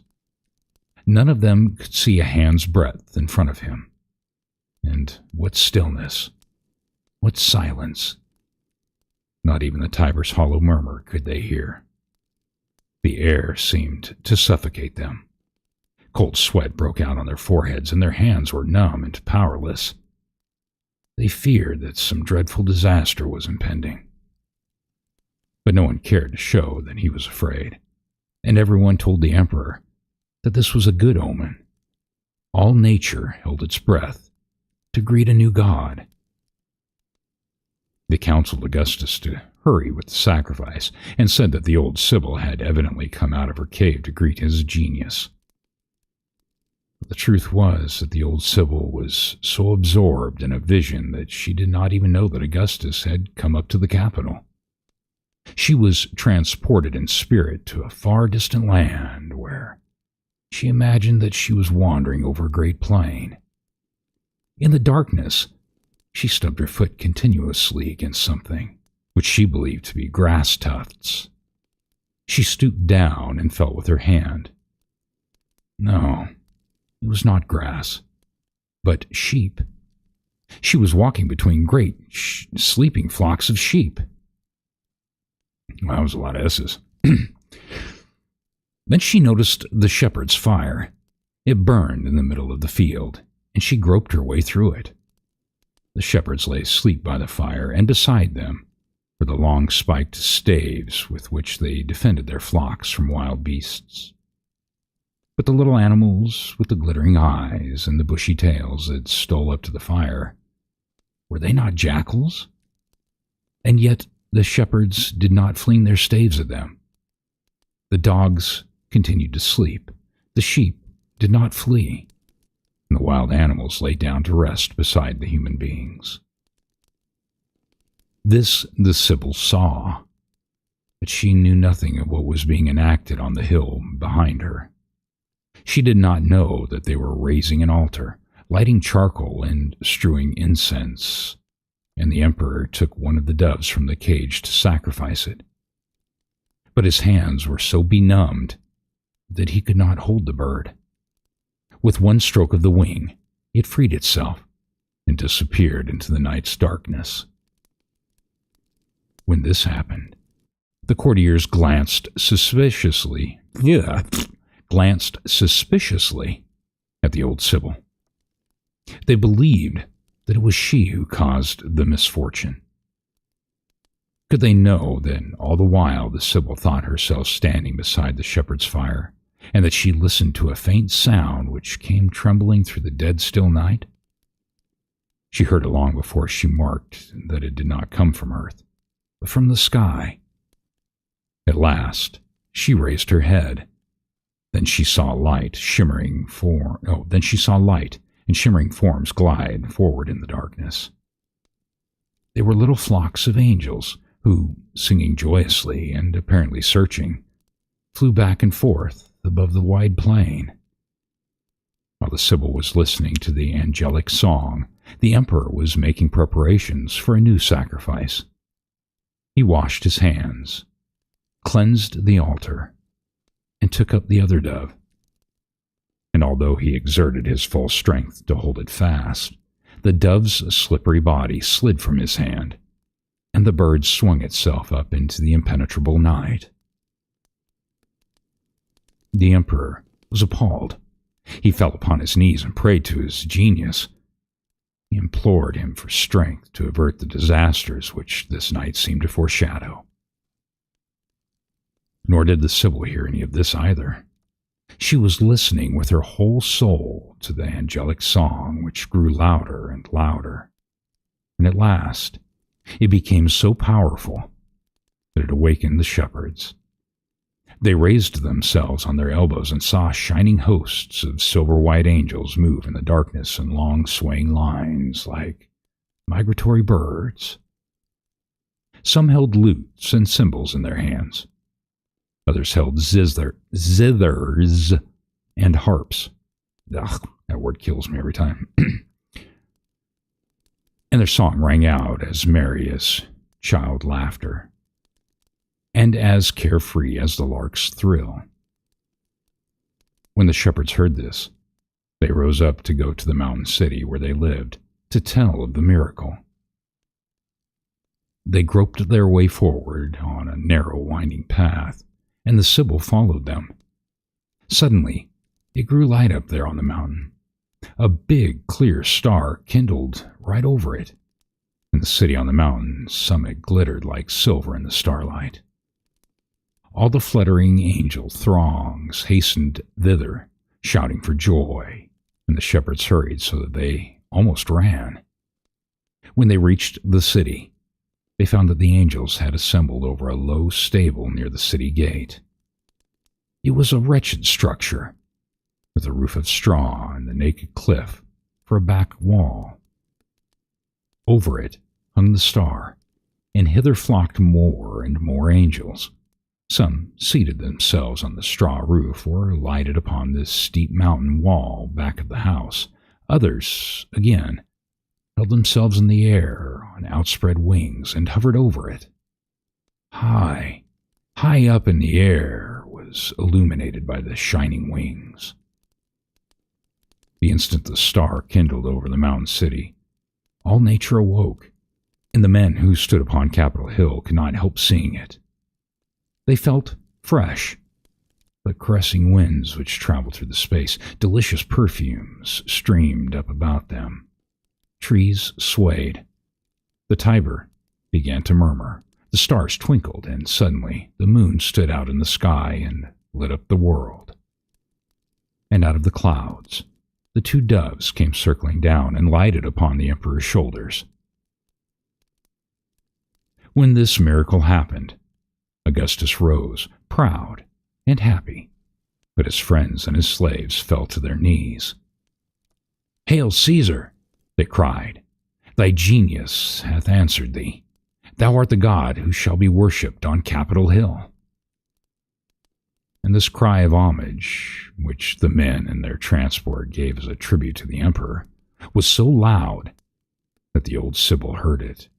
It woken her from her visions. She rose from her place on the edge of the cliff and came down among the people. It was as if a dark cloud had risen from the abyss and rushed down the mountain height. She was terrifying in her extreme age. Coarse hair hung in matted tangles around her head. Her joints were enlarged, and the dark skin, hard as the bark of a tree, covered her body with furrow upon furrow. Potent and awe-inspiring, she advanced toward the emperor. With one hand, she clutched his wrist. With the other, she pointed toward the distant east. "Look," she commanded, and the emperor raised his eyes and saw. The vaulted heavens opened before his eyes, and his glance traveled to the distant orient. He saw a lowly stable behind a steep rock wall, and in the open doorway a few shepherds kneeling. Within the stable he saw a young mother on her knees before a little child who lay upon a bundle of straw on the floor. And the Sibyl's big, knotty fingers pointed toward the poor babe. "Hail, Caesar!" cried the Sibyl in a burst of scornful laughter. "There is the god who shall be worshipped on Capitol Hill." Then Augustus shrank back from her, as from a maniac. But upon the Sibyl fell the mighty spirit of prophecy. Her dim eyes began to burn. Her hands were stretched toward heaven. Her voice was so changed that it seemed not to be her own, but rang out with such resonance and power that it could have been heard over the whole world.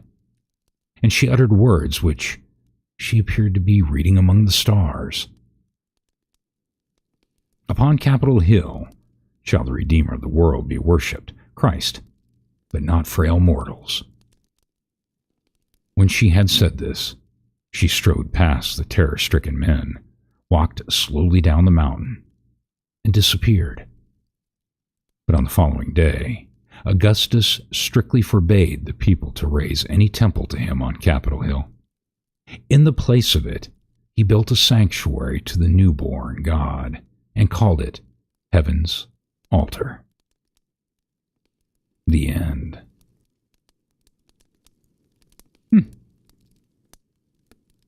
Yes.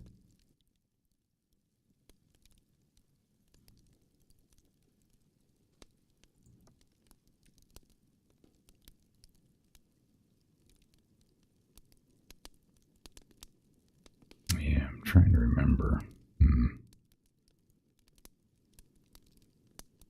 All right, let's see here.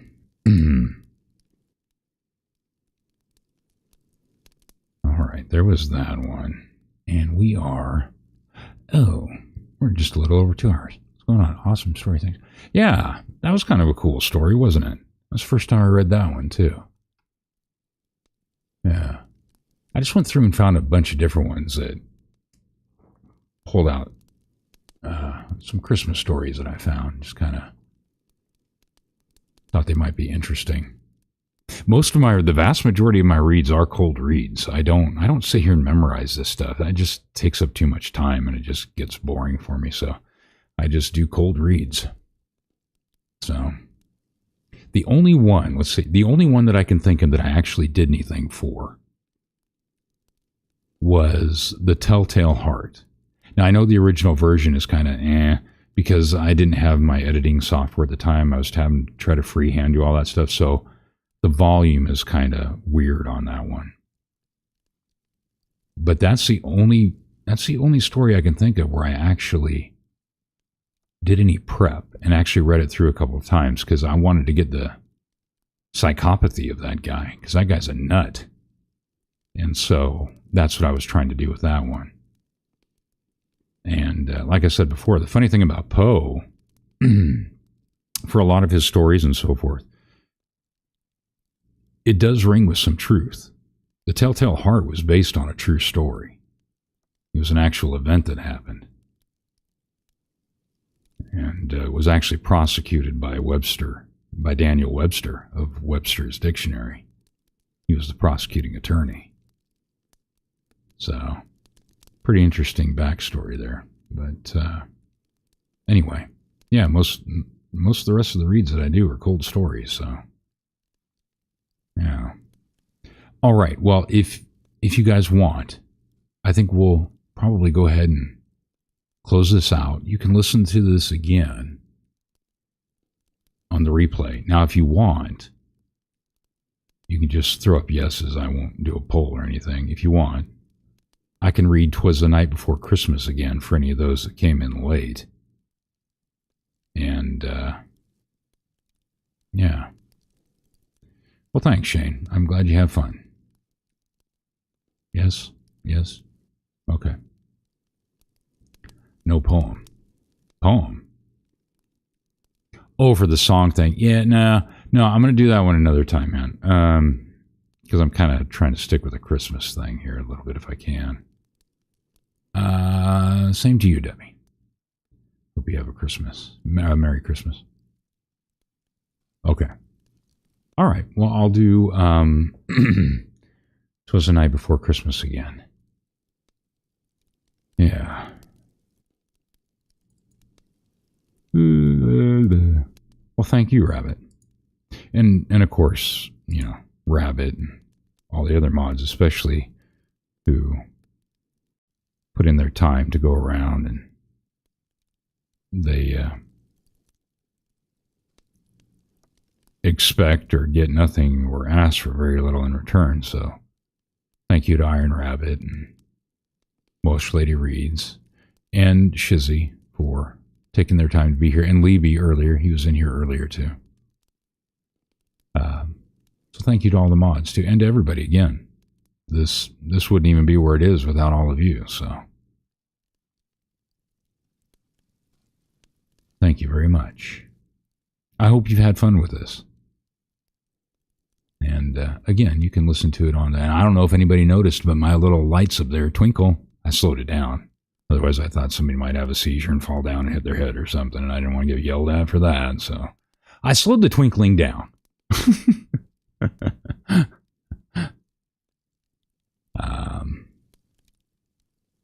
All right.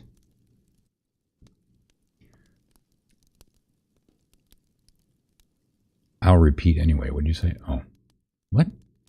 You'll repeat what? Why are you always yelling at me? You're always yelling. God, you're no fun. You won't let me drill holes in my head anymore. I said have a Merry Christmas. You're always yelling at me about something. Jeez. All right. 'Twas the Night Before Christmas by Clement C. Moore. Or the original title was also A Visit from St. Nicholas by Clement C. Moore.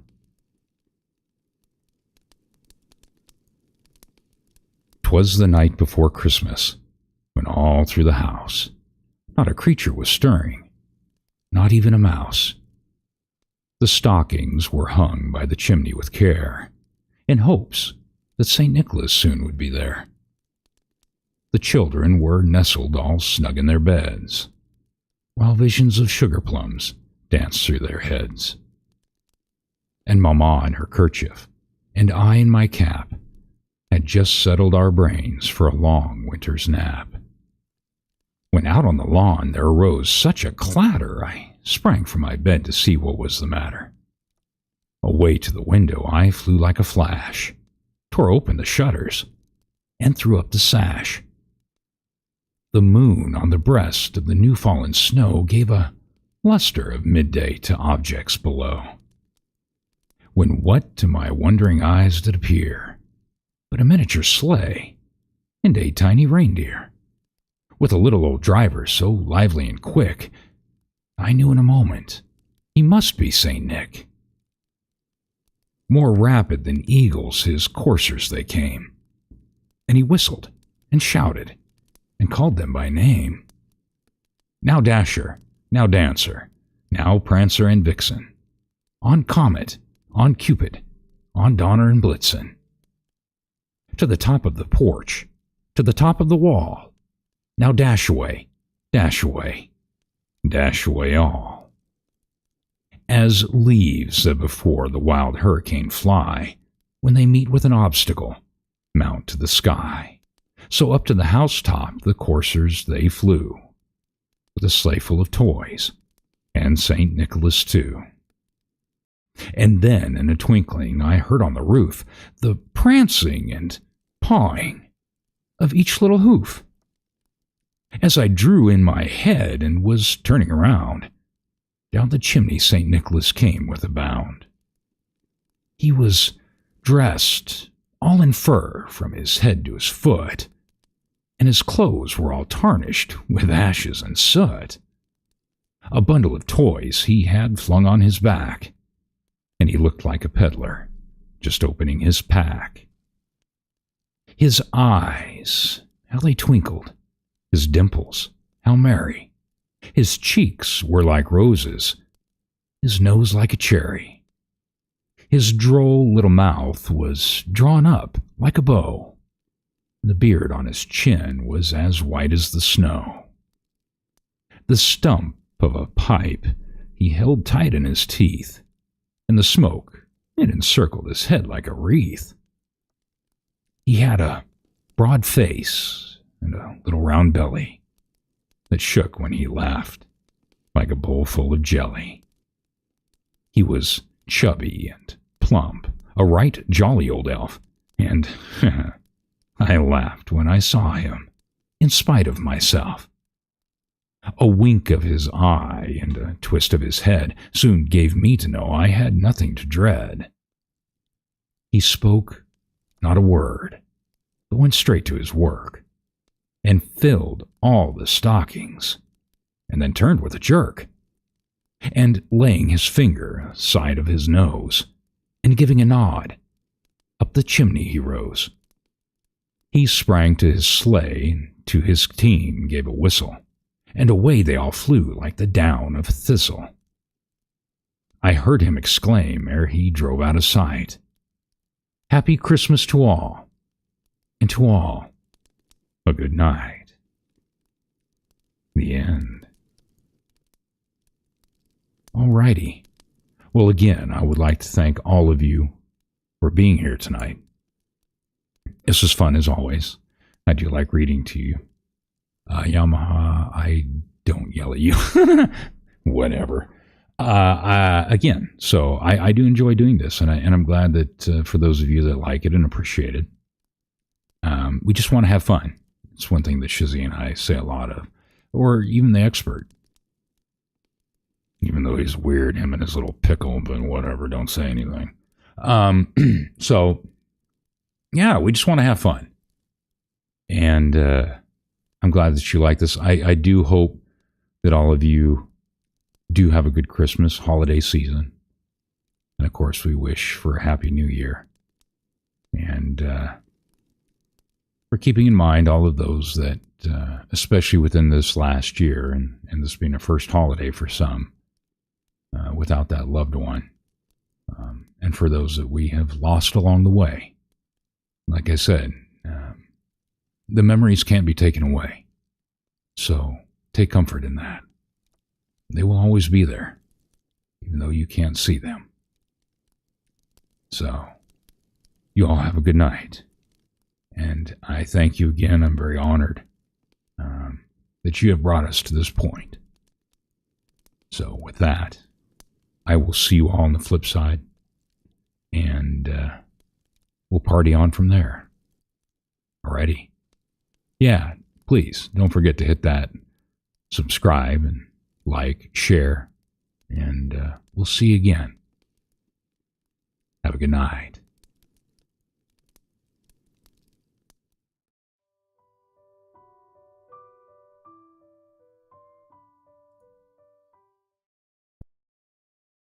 Oh, the Yamaha rider, bold and free, chasing Elmo with a stun gun sea, laughing loud through the stormy sea. My crazy friend, you'll always be.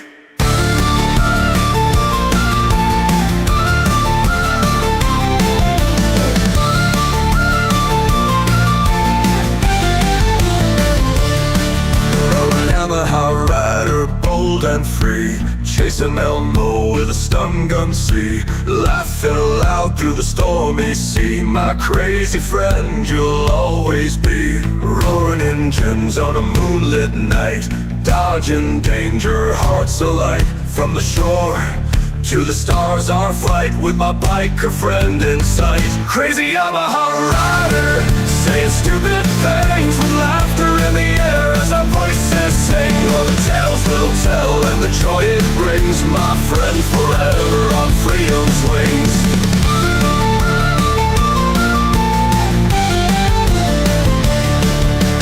Through the waves and the wild we roam, this Yamaha biker finds a home, telling tales with a joyful moan, stupid shit and laugh alone.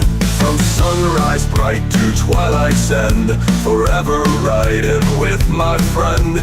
Through the storms, our hearts they'll mend, together on this path we wend. Crazy Yamaha rider, saying stupid things with laughter in the air as our voices sing. All the tales we'll tell and the joy it brings, my friend, forever on